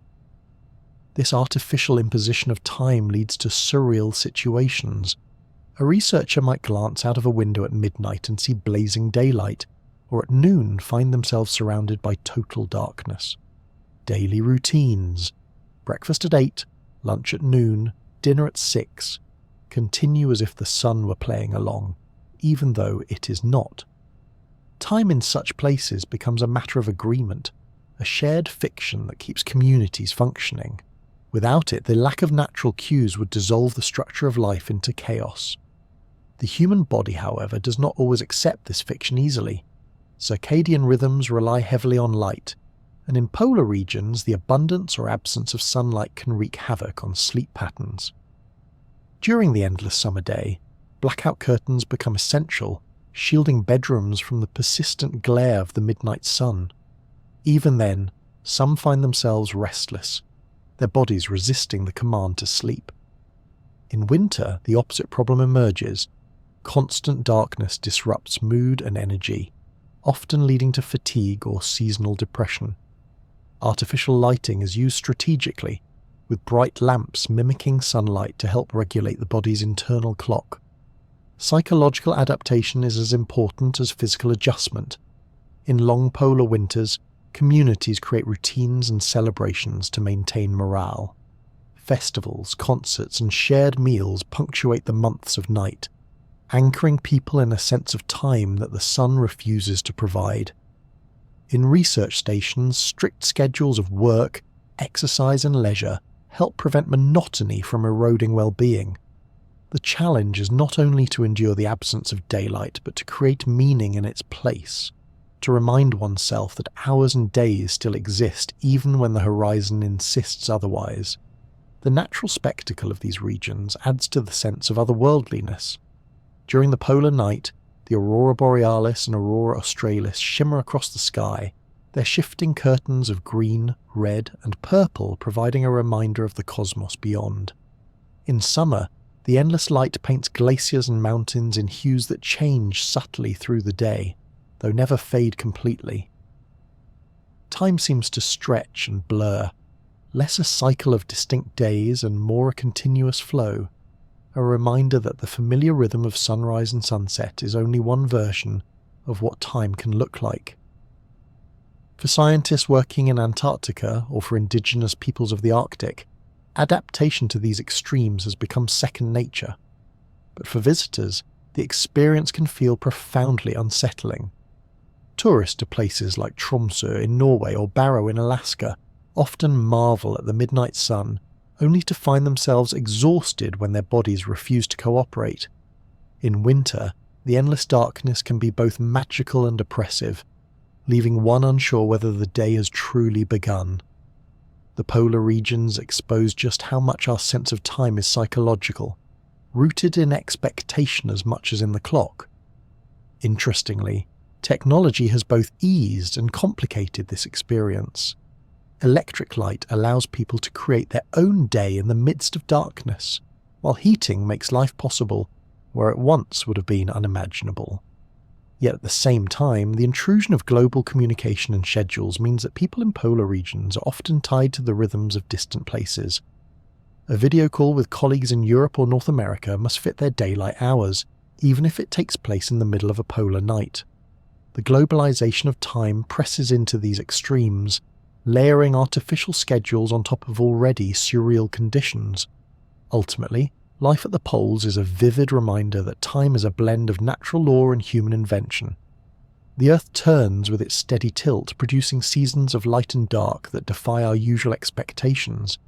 In response, humans impose their own structure, choosing time zones, setting alarms, and insisting on daily rhythms that bear little resemblance to the sky outside. It is a negotiation between biology, geography, and necessity. The polar regions show that time is not a universal experience but a local one. What feels like noon in one place can feel like midnight in another, and in some places the very concept of noon or midnight loses its meaning entirely. For those who live there, adaptation is not optional, it is survival. The endless light and endless night stretch the imagination, reminding us that our familiar days of sunrise and sunset are just one way to inhabit the planet's turning. To live at the poles is to experience time in its most extreme form, stripped of its usual markers, demanding that humans supply their own. It is strange, disorienting, and sometimes challenging, but it is also a glimpse into the profound flexibility of the human spirit. Even in a world without dawn or dusk, people find ways to mark their hours, to carve meaning out of the turning earth, and to remind themselves that even when the sun disappears, time carries on. Look at a world map of time zones, and you might expect to see neat slices, each an hour wide, stepping across the globe like evenly cut segments of an orange. But the reality is far messier. Human beings have never been content with tidy geometry when it comes to time. Instead, the map is a patchwork of half hours, quarter hours, and curious offsets that reveal just how political, cultural, and stubbornly human the clock can be. Perhaps the most famous example of this untidiness is Nepal. Instead of aligning with the standard whole-hour offsets used by most of the world, Nepal set its clocks 5 hours and 45 minutes ahead of Greenwich. This quarter-hour difference was not chosen out of astronomical necessity, but as a statement of independence. Nestled between India and China, both giants with their own standardized times, Nepal carved out its own slice of temporal identity. The choice of a 15-minute deviation may seem trivial, but it proclaims to the world that Nepal has its own rhythm, a deliberate refusal to let its hours be dictated entirely by neighbours. India itself opted for a half-hour compromise. At 5.5 hours ahead of Greenwich, Indian Standard Time was designed to bridge the wide geography of the subcontinent. With its capital in Delhi and major commercial hub in Mumbai, the country sits awkwardly between two natural time zones.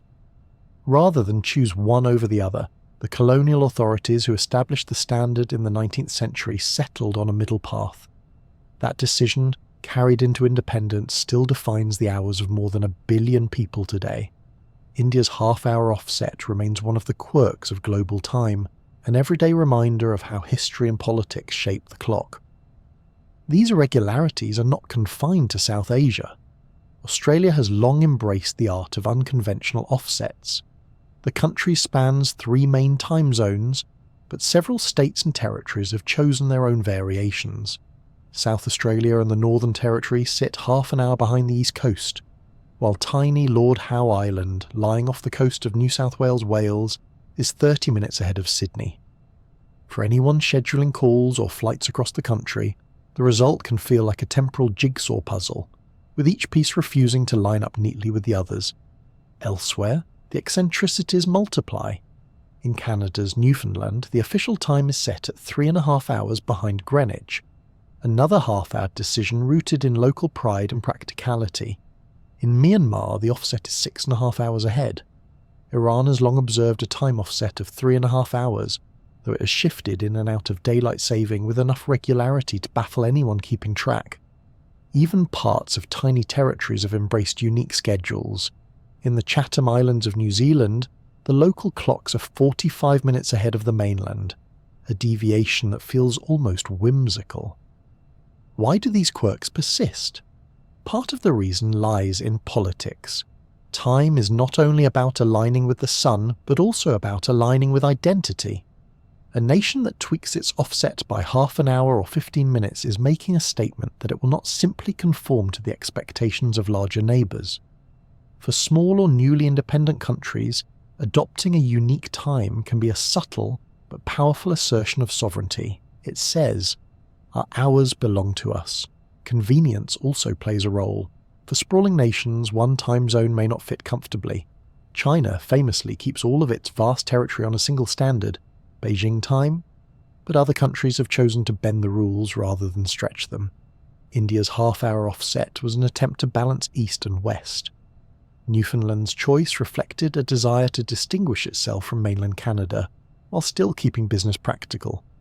These decisions are rarely about astronomical accuracy, and almost always about social or political compromise. Another reason for the irregularities is the sheer human refusal to let time be too orderly. The idea of dividing the globe into 24 exact slices of 15 degrees each makes sense mathematically, but human lives are lived in villages, cities and nations that do not sit neatly on such lines.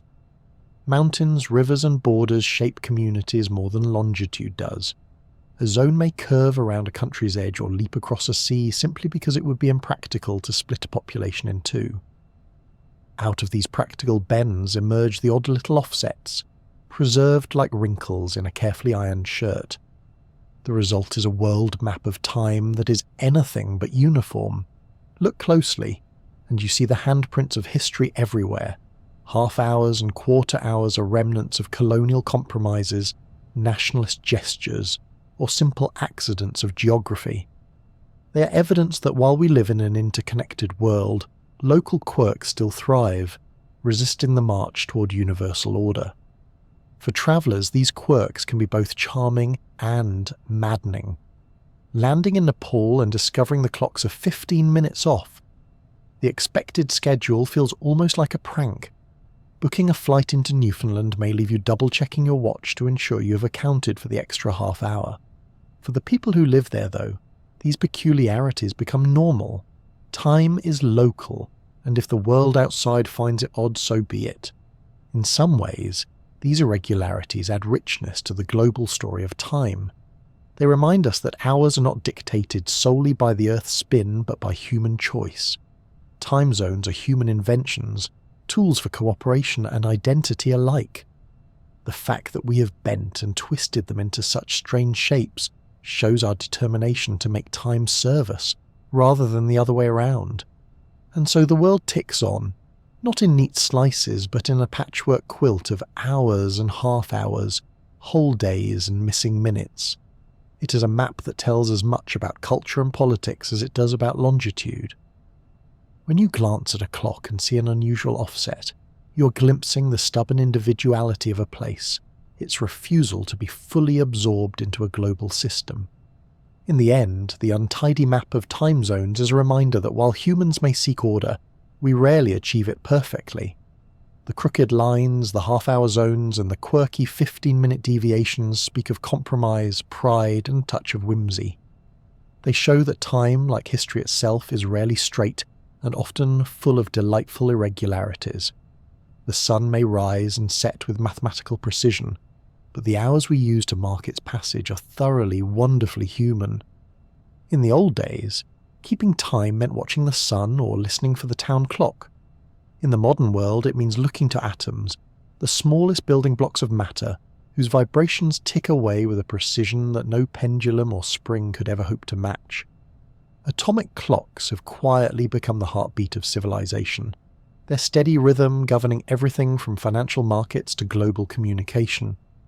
They are invisible to most of us, yet every email, every online purchase, every navigation app owes its accuracy to these silent guardians of time. The principle of an atomic clock is as elegant as it is profound. Instead of relying on gears or weights, atomic clocks measure the vibrations of atoms, usually cesium or rubidium.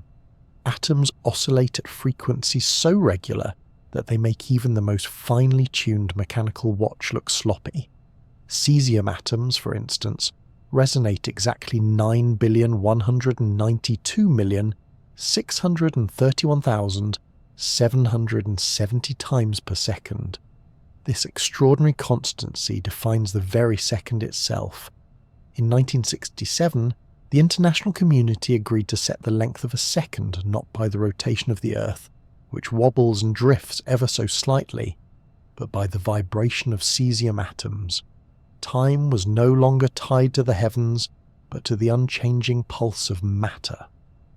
The significance of this shift is enormous. The Earth's rotation is steady, but it is not perfectly reliable.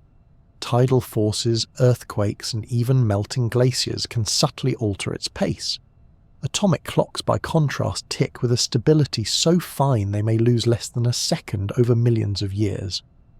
That kind of accuracy underpins modern life in ways few realize. The navigation system in your phone, for instance, depends on atomic clocks orbiting above you in satellites. Without their perfect synchronization, GPS would drift hopelessly, and your map would place you kilometers from your actual location.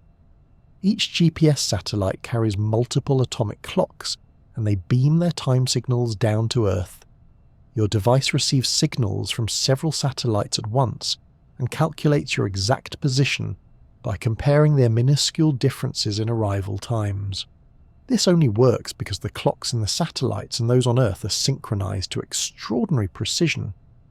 Even an error of a billionth of a second could translate into a mistake of nearly 30 centimeters on the ground.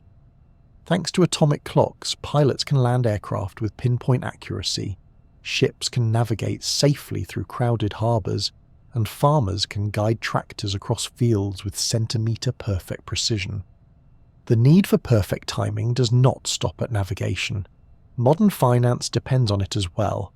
Stock exchanges around the world process trades in microseconds, and the exact order of transactions matters. To ensure fairness, regulators require that financial institutions synchronize their systems to atomic time.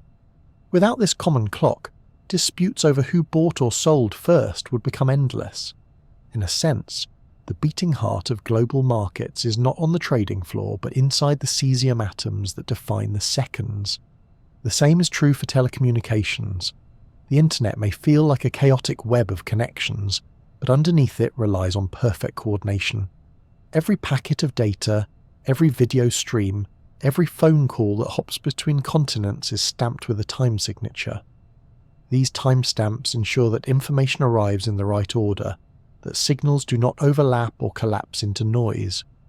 Behind the scenes, servers across the world quietly synchronize with atomic time, often through a system known as the Network Time Protocol. This digital handshake keeps computers on the same page, no matter how far apart they may be. Think of the marvel it represents. Billions of devices, from supercomputers in data centers to smartphones in pockets, all agree on what time it is within fractions of a second. It is a level of coordination unprecedented in history. In earlier centuries, even neighbouring towns might disagree about the hour. Now, thanks to the invisible web of atomic clocks and networks, humanity ticks in unison, the global conversation flowing as smoothly as if everyone was sitting in the same room. This synchrony has even reshaped science. Astronomers use networks of radio telescopes spread across continents to study distant galaxies and black holes. To make this work, each telescope must record observations at precisely the same instant.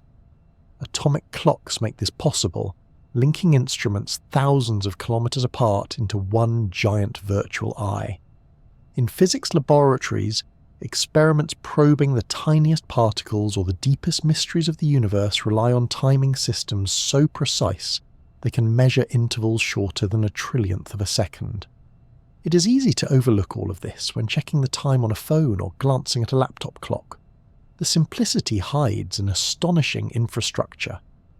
Behind the glow of the screen lies a lattice of satellites, servers, observatories and laboratories, all bound together by the pulse of atoms. Without it, flights would wander, communication would falter, and commerce would stumble. Time, in its digital form, has become the silent glue that holds the modern world together.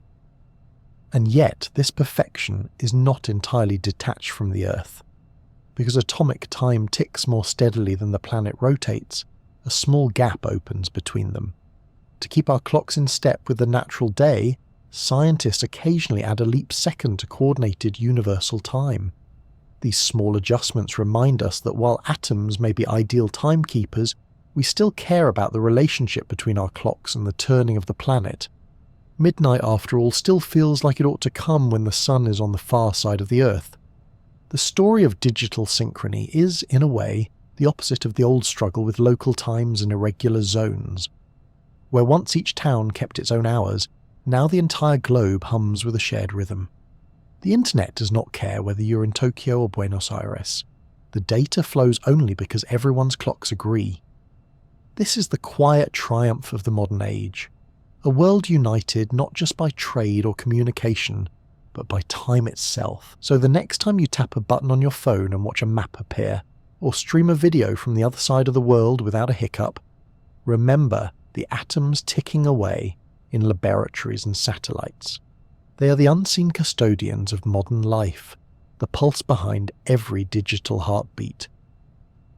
In their vibration lies the synchrony that makes a connected world possible.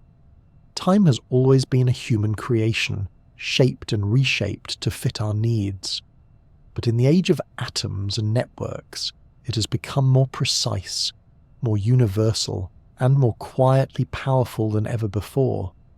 Across the world, time is not only measured by clocks and calendars, but also by culture. The way people relate to punctuality, waiting, or the pace of daily life varies enormously from one society to another. For some, being 5 minutes late to a meeting is unthinkable, a breach of discipline and respect. For others, arriving half an hour after the appointed time is entirely normal, even expected. These differences reveal that time is never purely objective.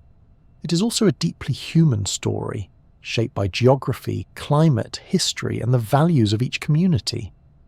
The Western industrial tradition is perhaps the most strongly associated with what might be called clock time.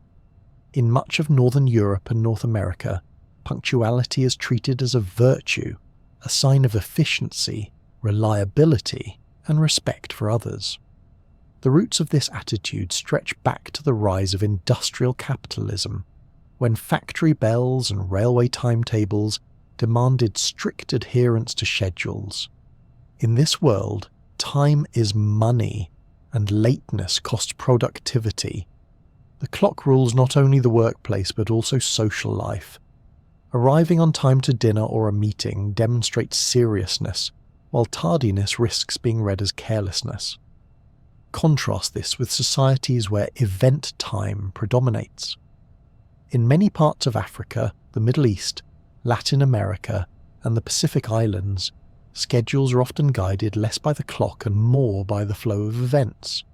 A wedding begins when the guests have gathered and the hosts are ready, not precisely at 3 o'clock. A conversation ends when everyone has said what they need to say, not when the hour hand points to a certain mark. Here, relationships and circumstances dictate the rhythm of the day, and time bends around human needs rather than the other way around. Neither system is inherently superior. Each reflects the environment and history from which it emerged. In agricultural societies shaped by seasonal cycles, it made sense to structure life around natural rhythms rather than mechanical ones. Rainfall, soil, and sunlight dictated when to plant or harvest, not the ticking of a clock. In hot climates, work may pause during the heat of the day, with activity resuming in the cooler evening hours. The siesta tradition in parts of Spain, Italy, and Latin America reflects this adaptation, blending cultural custom with environmental necessity. In colder northern regions, the demands of surviving long winters and the rise of mechanized industry pushed communities toward greater punctuality. When daylight is scarce, every hour matters. The need to coordinate trains, factories, and offices reinforced the culture of clock time. Geography, in this sense, helped shape attitudes. The same sun and seasons that mark the hours also influence how societies value them. Religion and philosophy also play roles. In many Buddhist and Hindu traditions, time is seen as cyclical, a recurring pattern of birth, death, and rebirth. This view can encourage patience and flexibility, an acceptance that events unfold in their own rhythm. By contrast, the Judeo-Christian and Islamic traditions emphasize linear time, with a clear beginning and end, which may help explain why Western societies, shaped by these traditions, tend to think of time as something to be counted, scheduled, and saved. History leaves its imprint too. Colonialism, for example, often imposed Western clock time on societies that had previously followed more flexible systems. Railways and schools introduced rigid schedules, teaching generations to align their lives with the hours of empire.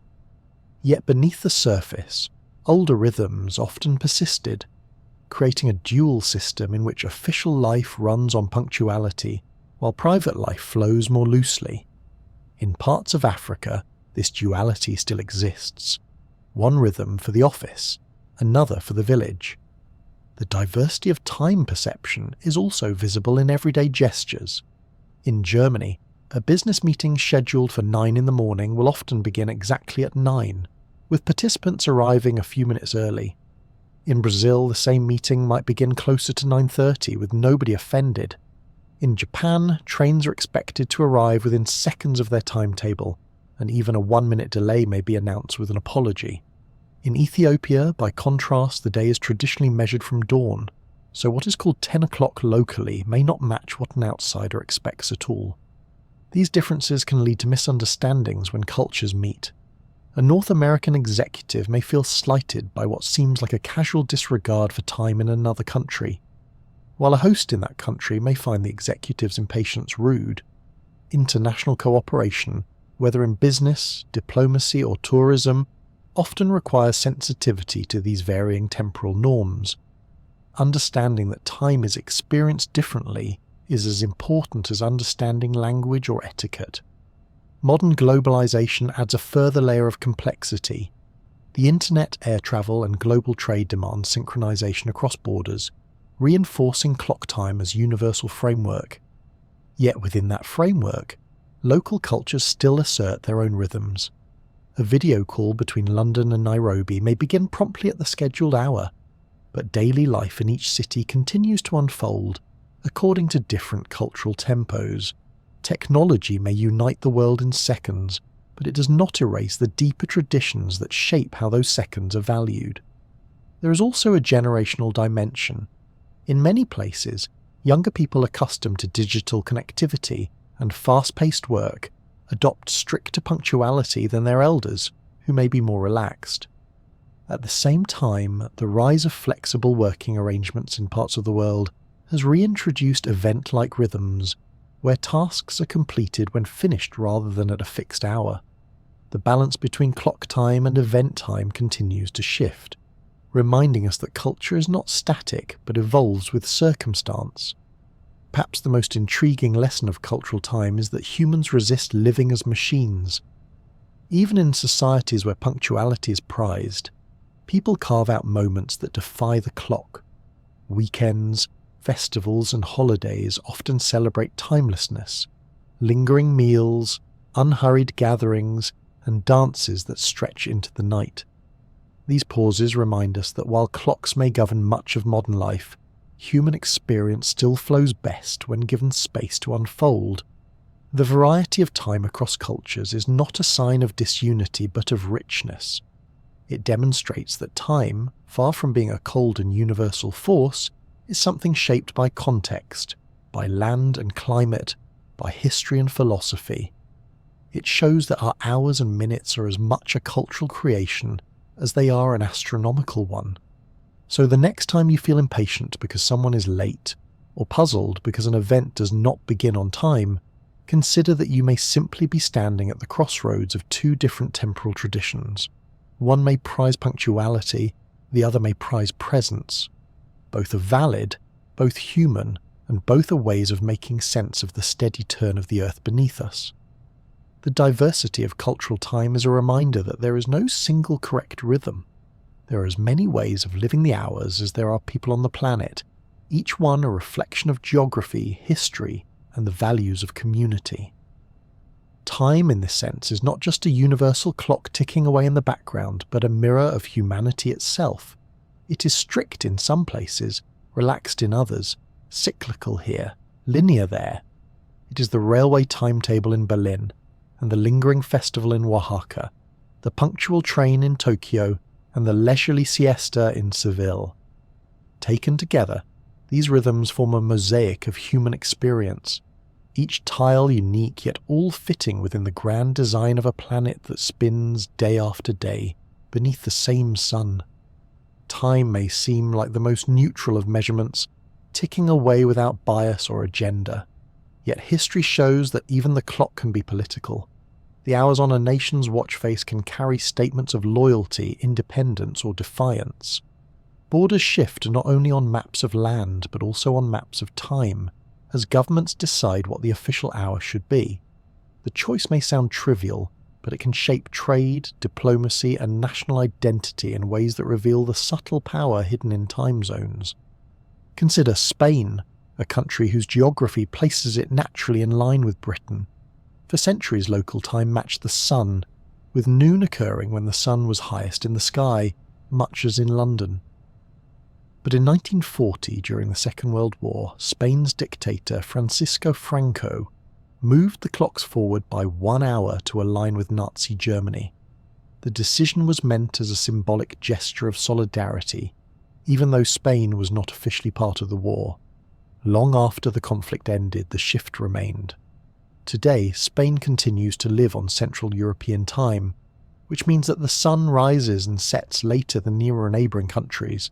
This is part of the reason Spanish mealtimes are famously late. Lunch in mid-afternoon and dinner at 9 or 10 in the evening are cultural habits that grew around a political decision about the clock. Elsewhere, the tug-of-war between identity and geography has produced equally striking cases. In 2015, North Korea moved its clocks back by 30 minutes to create its own Pyongyang Standard Time. The change was framed as a rejection of Japanese colonial rule, which had imposed Tokyo's time on the Korean peninsula during the occupation. By rolling the clocks back, North Korea symbolically rolled back history, carving out an identity separate from both Japan and South Korea.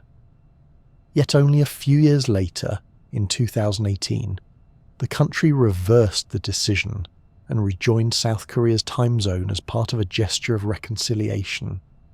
The act demonstrated how mutable time can be in the hands of politics, a tool to divide or unite depending on the moment. Trade often drives these choices as much as ideology. In 2011, Samoa made international headlines by skipping an entire day, leaping across the international date line to place itself on the same calendar as Australia and New Zealand, its major economic partners. For years, Samoa had aligned with the United States, but the growing importance of trade with the Pacific's western side made it inconvenient to be nearly a whole day behind. The shift meant that Friday, December 30th, 2011 simply did not exist in Samoa. One evening the nation went to bed, and when it woke, the calendar had jumped straight to Saturday. The change was practical, but it was also deeply symbolic. A small island nation choosing its future trading partners over its past alignments. Sometimes the disputes are more subtle, yet no less significant. Along borders, neighbouring towns may observe different time zones, forcing residents to navigate a world of dual hours. In parts of the United States and Mexico, the line between Central Time and Mountain Time cuts through communities, meaning a short drive across a bridge can shift the clock by an hour. Families and businesses straddle these boundaries, adjusting schedules with a kind of practiced flexibility. The same happens in Europe, where Belgium, France, and the Netherlands once wrangled over whether to align with Greenwich or Central European Time. The decisions often reflected not only longitude but also questions of political allegiance and regional identity. Colonial legacies still linger on the global clock. Many African nations, for instance, adopted time zones that aligned with the capitals of their colonial rulers rather than with local geography. West African countries such as Nigeria and Ghana are still set to align with Greenwich, reflecting British influence. Francophone nations often follow Central European time, echoing their historic ties to Paris. For these countries, time zones remain a reminder of a past in which their hours were decided by distant powers. Some have adjusted since independence, but many have not, showing how sticky these inherited systems can be. Even within countries, time can become a battleground between central authority and local identity. In India, the Northeast has long complained that the official Indian Standard Time leaves the region's days unnaturally misaligned. The sun rises and sets far earlier there than in Delhi or Mumbai, leading to wasted daylight and disrupted schedules. Some activists argue for a separate time zone to better reflect local reality, but the government resists, preferring a single standard to preserve national unity. The debate illustrates how even the hour hand can become a symbol of political coherence. Russia, with its immense geography, has experimented repeatedly with its time system. At various points, it has reduced the number of time zones, then increased them again, reflecting shifting priorities of governance and efficiency.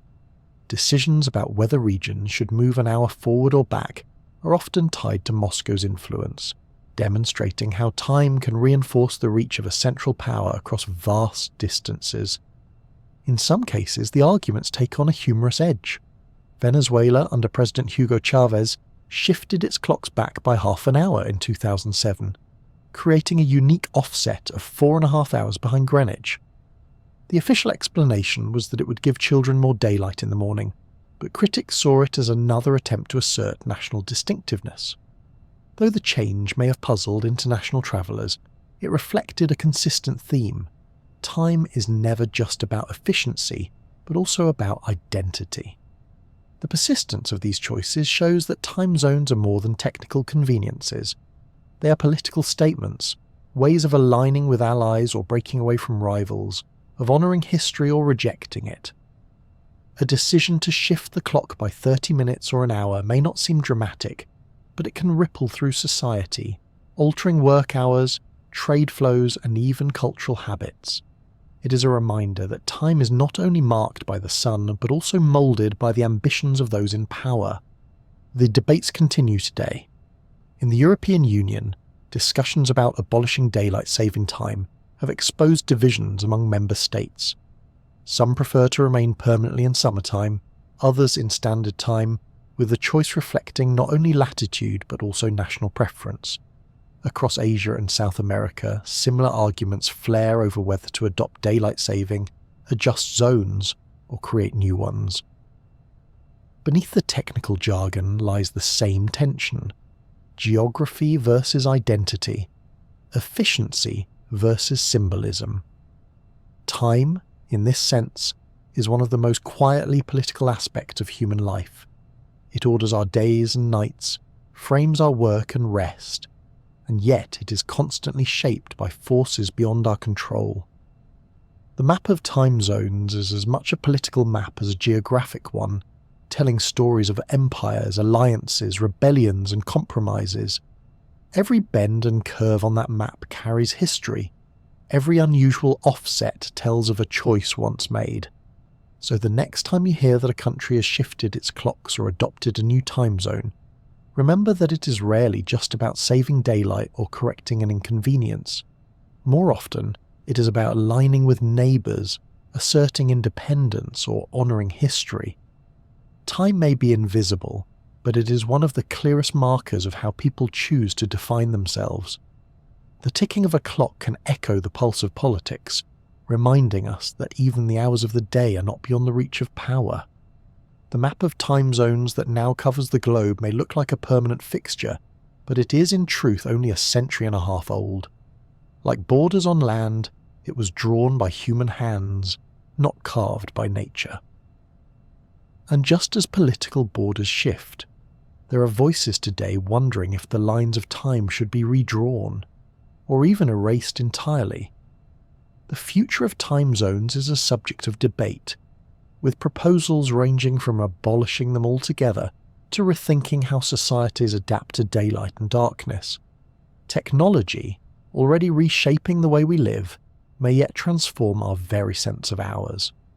One of the boldest ideas is the concept of universal time. Instead of dividing the Earth into 24 zones, each with its own local clock, everyone would follow the same time everywhere. It might be 10 o'clock in London, 10 o'clock in New York, and 10 o'clock in Sydney all at once. Noon would no longer be tied to the sun overhead, but would be a purely numerical reference. Proponents argue that this would eliminate endless confusion in scheduling flights, meetings, and international calls. In a world of global trade and digital communication, where businesses span continents and workers collaborate across oceans, one universal clock could simplify everything. Yet such a system raises questions about how daily life would feel. If Sydney were on the same time as London, the sun might rise at what the clock calls 2 in the morning and set around 2 in the afternoon. People would still live by daylight, but their schedules would be wildly detached from the numbers on the dial. Lunch might be eaten at 5 in the evening, bedtime at 11 in the morning. While universal time could help computers and corporations, it might leave humans feeling estranged from their own hours. After all, the natural rhythm of sunrise and sunset has been our companion for millennia. Replacing it with pure abstraction could be efficient, but would it be livable? Another strand of debate focuses not on abolishing time zones, but on ending the twice-yearly ritual of changing the clocks. Daylight saving time, introduced in the early 20th century as a way to make better use of summer evenings, has long been controversial. Some argue passionately for keeping the longer daylight of summer permanent, while others insist that standard time is healthier and more natural. Studies suggest that constant shifting disrupts sleep patterns and may even cause spikes in accidents and health problems after the spring transition. In response, governments around the world are beginning to reconsider whether the seasonal changes should end. The European Union has debated abolishing daylight saving, though agreement among member states on which system to adopt permanently has proved elusive.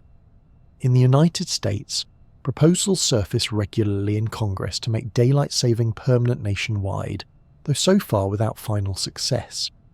Meanwhile, individual states and countries continue to tinker with the system, reflecting the fact that time is not just about efficiency but also about cultural preference. Do we value lighter evenings for leisure, or brighter mornings for work and school? The answer often depends as much on geography and latitude as on politics. Technology complicates and enriches this conversation further. With the rise of digital connectivity, many people already live by multiple time zones at once. Remote workers schedule meetings with colleagues on different continents. Streaming platforms release shows according to global times, and stock markets operate in overlapping cycles. The internet has created a sense of simultaneity, where events across the world are experienced together, regardless of local hours. For the digital generation, the boundaries of time zones may feel less rigid than they once did. A teenager in Sao Paulo and another in Seoul can chat in real time without much thought about whose clock reads what. At the same time, technology offers the possibility of tailoring time to the individual. Wearable devices track light exposure and sleep patterns, recommending schedules designed to align with personal circadian rhythms. Artificial lighting, already powerful, could be adjusted dynamically to mimic natural daylight, helping travellers or shift workers adapt to new schedules more smoothly. In such a world, the collective structure of time zones might matter less than the personalised experience of biological time. The hours could become something you carry with you, curated by algorithms rather than imposed by geography. Still, the enduring pull of the sun and the rotation of the Earth should not be underestimated. For all the abstraction of atomic clocks and internet servers, people still wake more easily when light fills their windows, still feel drowsy when darkness settles in. The tension between universal time and local rhythm lies in this human truth. We are creatures of light as much as of numbers. Any future system must reconcile efficiency with biology, global needs with local realities. Looking ahead, it is possible that hybrid systems will emerge. Time zones may remain as broad markers, but technology will smooth over the friction at their edges.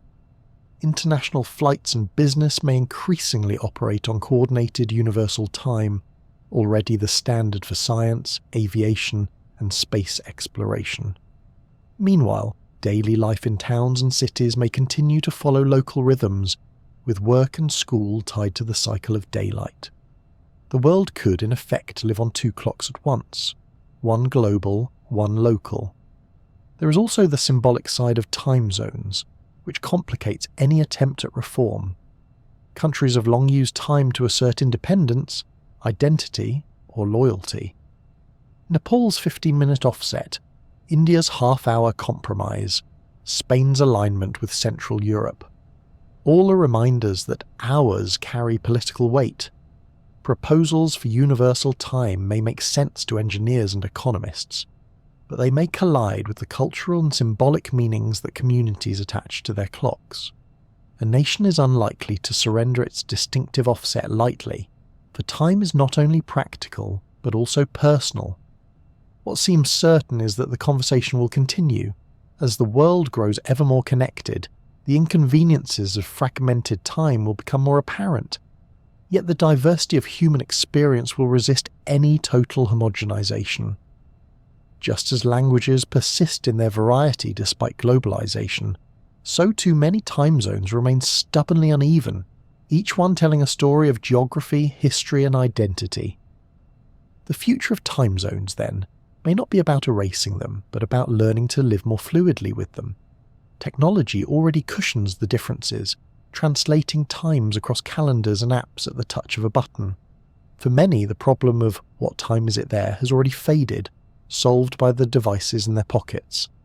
Perhaps the true future lies not in remaking the map of time, but in recognizing how easily we can now slip between its divisions, and yet the dream of one global clock continues to fascinate. It speaks to a yearning for unity, for a world in which the confusion of borders and zones dissolves into a single shared rhythm. Whether that dream will ever be realized remains uncertain. For now, the sun still rises and sets at its own pace, reminding us that time is not ours alone to control. Whatever the future brings, the conversation about hours and zones will remain as much about humanity as about mathematics, about how we choose to live and how we choose to measure the days that carry us forward. There are places on Earth where the neat geometry of time zones unravels, where clocks disagree and daily life is shaped by the awkwardness of living between hours.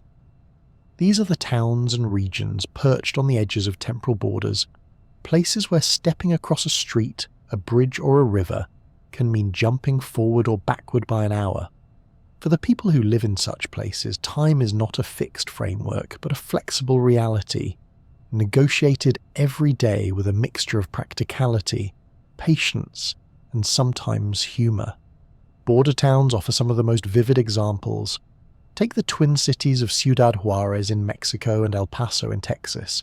They are divided by the Rio Grande but bound together by trade, families, and constant movement.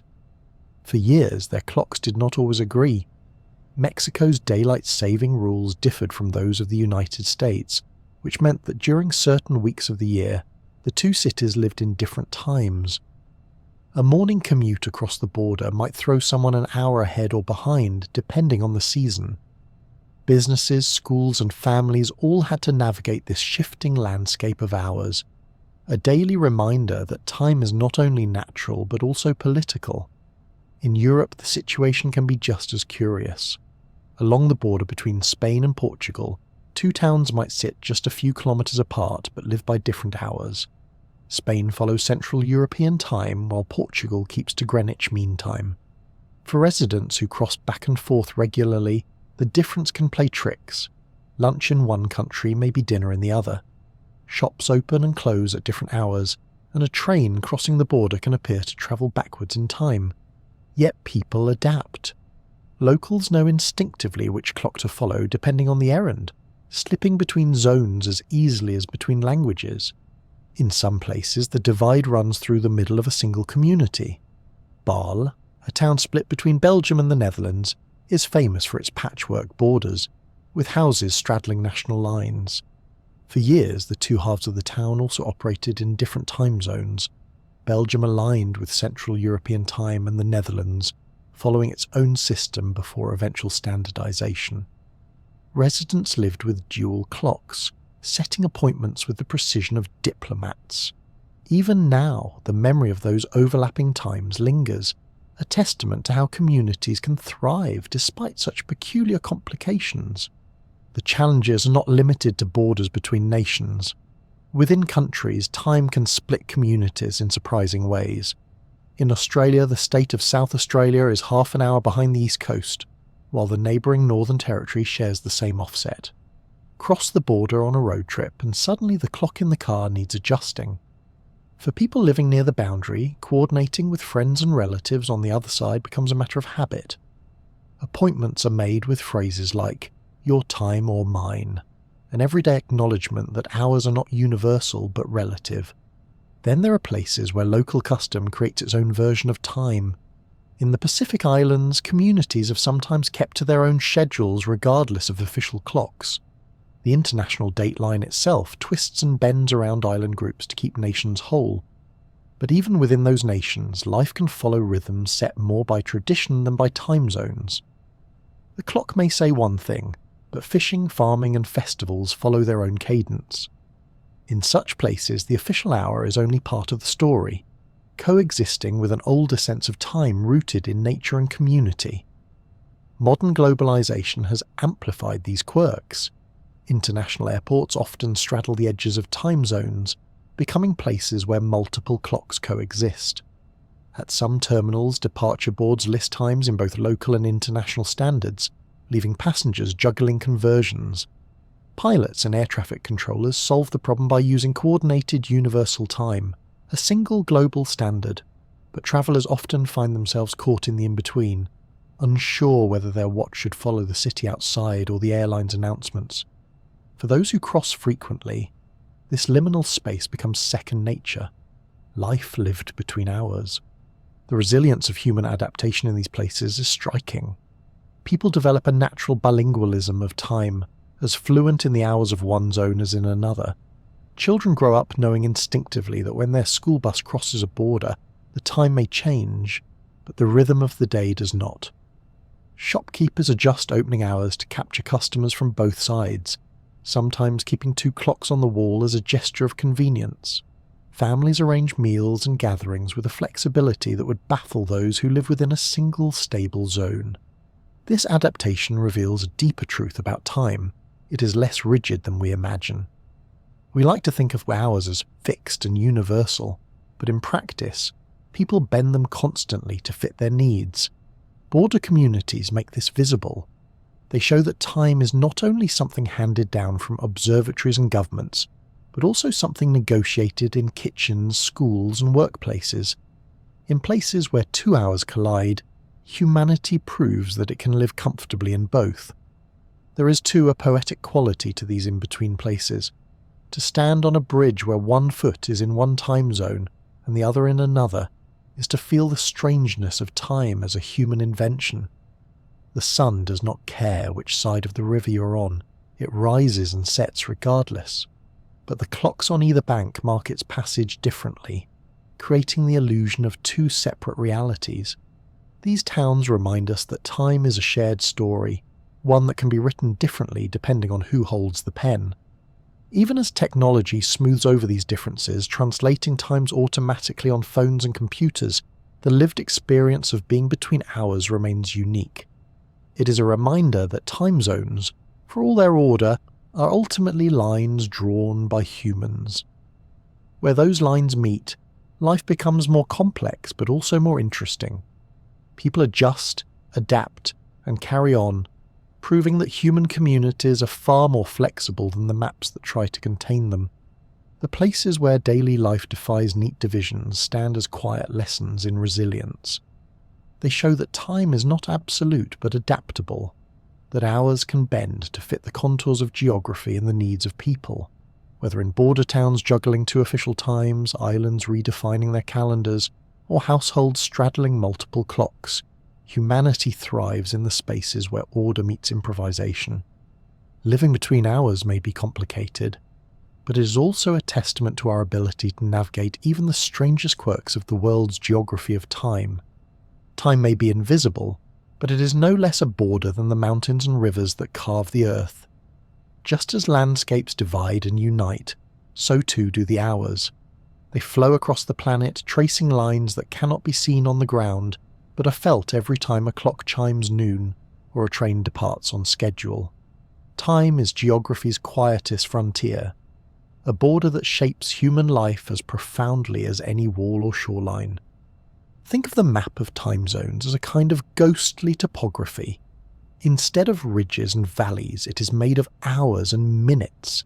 Each line is an agreement, a convention that places one side in today and the other in yesterday. These borders are not drawn in stone but in rhythm, yet they carry the same power to divide or unite. When you step across them, you do not feel a bump underfoot, but you may find your phone leaping forward by 60 minutes, or your train ticket reminding you that the town across the river keeps a different clock. Time both fragments and binds the human world. It separates Spain from Portugal, Samoa from Hawaii, and yet it also knits them back together in a shared system. The very fact that the differences exist only makes coordination possible. Without the map of time, airliners would wander, satellites would lose track of their positions, and international conversations would dissolve into chaos. Like a river, time divides banks but also allows bridges to be built. Its currents pull us apart while giving us reason to find common ground. The geography of time also reveals how deeply human choices sculpt the seemingly natural world. The earth spins with unerring steadiness, but we are the ones who carve it into hours, deciding where to place the seams. Noon could just as easily have been defined by Paris or Washington as by Greenwich, and yet one observatory in London became the anchor for the global clock. Samoa could choose to erase a day from its calendar in order to join the time of Australia and New Zealand. Spain could choose to dine at 10 in the evening because of a decision made in 1940. These choices show that time, far from being impartial, is full of history, politics, and meaning. There is also a poetic paradox at work. Time is universal. Every creature on Earth feels the turn of day into night. And yet time is also local, fractured into pockets of hours that belong to specific places. At the very moment one city is waking, another is sinking into slumber. Noon in New York is midnight in Shanghai. In this sense, time is both a common bond and an intimate divider. It is the most personal of geographies, shaping when we eat, when we sleep, when we work and dream, while simultaneously stitching billions of lives into a larger pattern. To see time as geography's invisible border is to recognize that it's not only a measure of passing days, but also a landscape of its own. The world map is not complete with only mountains and seas. It also has these hidden lines of ours, winding and bending in ways just as fascinating as any river delta or mountain chain.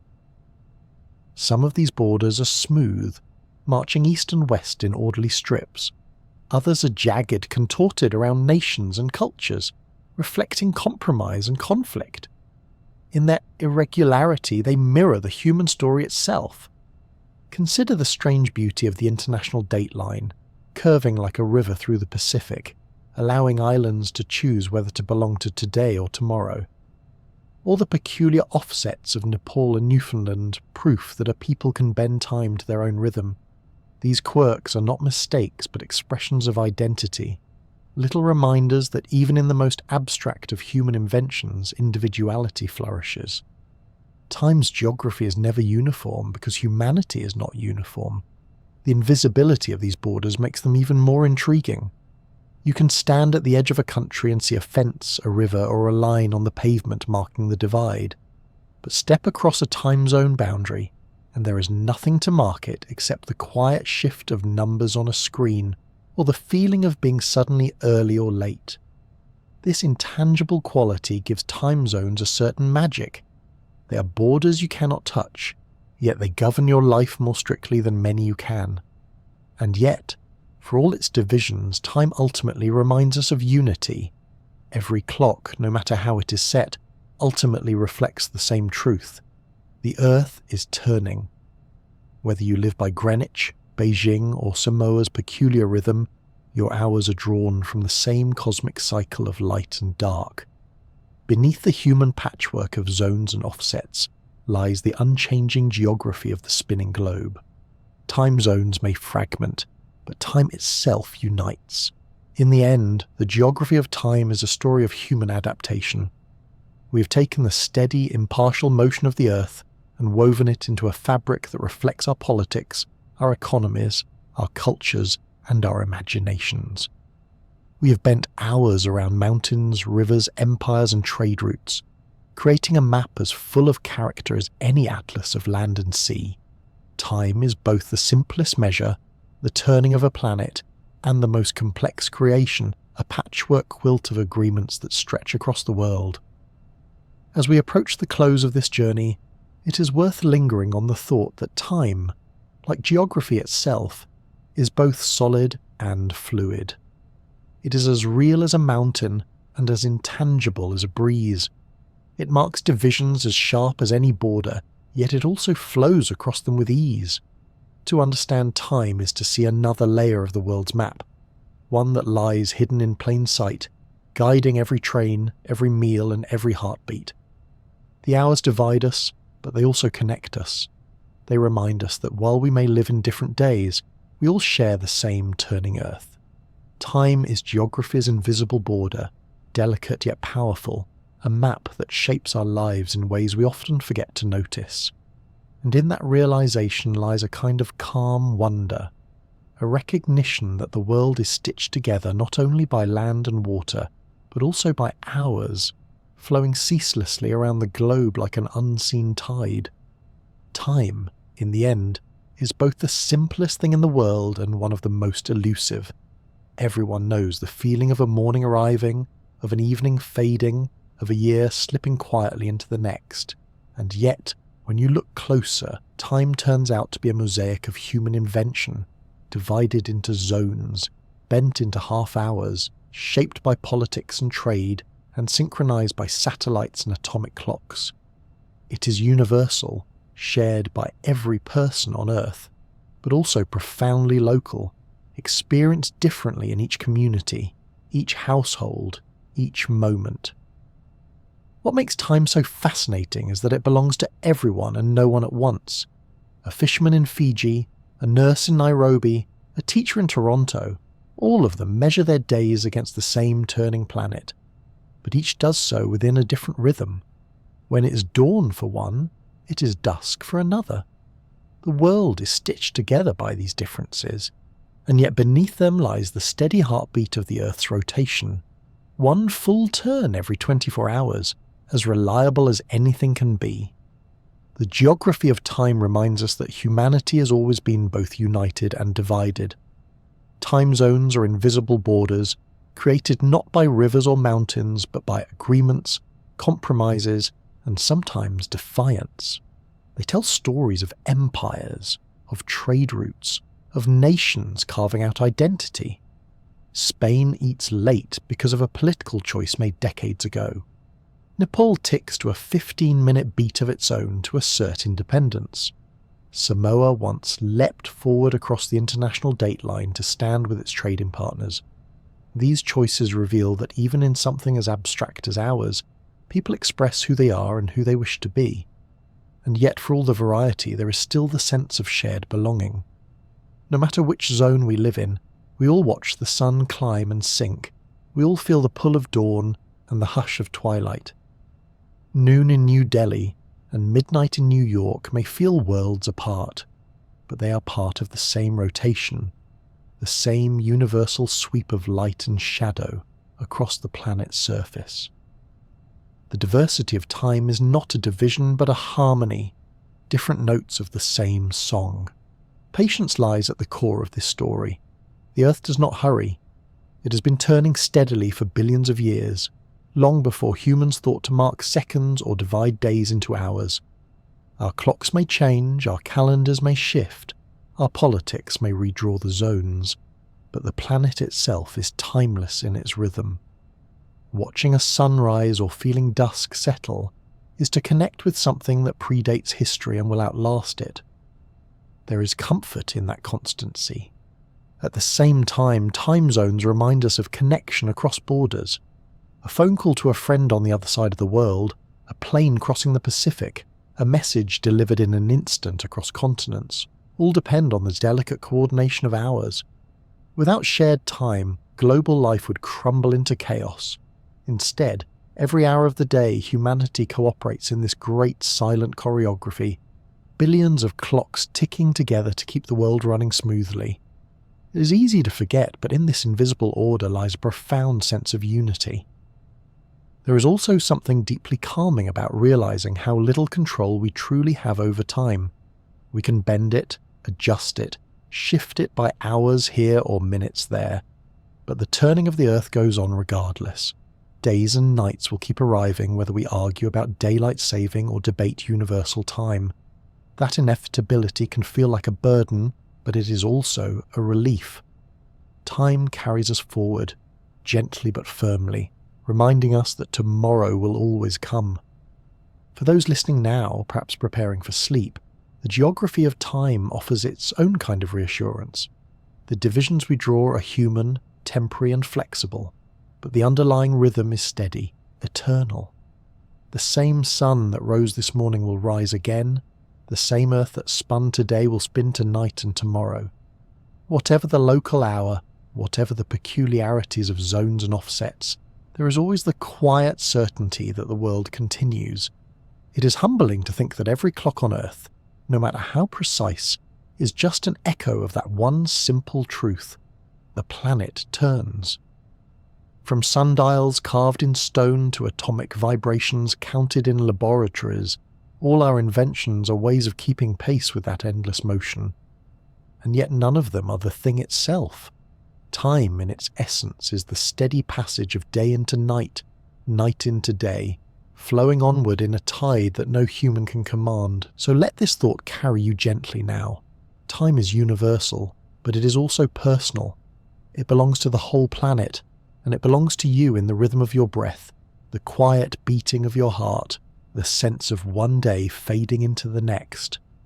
Across the world, others are rising as you rest. Others are working as you drift toward dreams. Others are watching stars emerge while you close your eyes.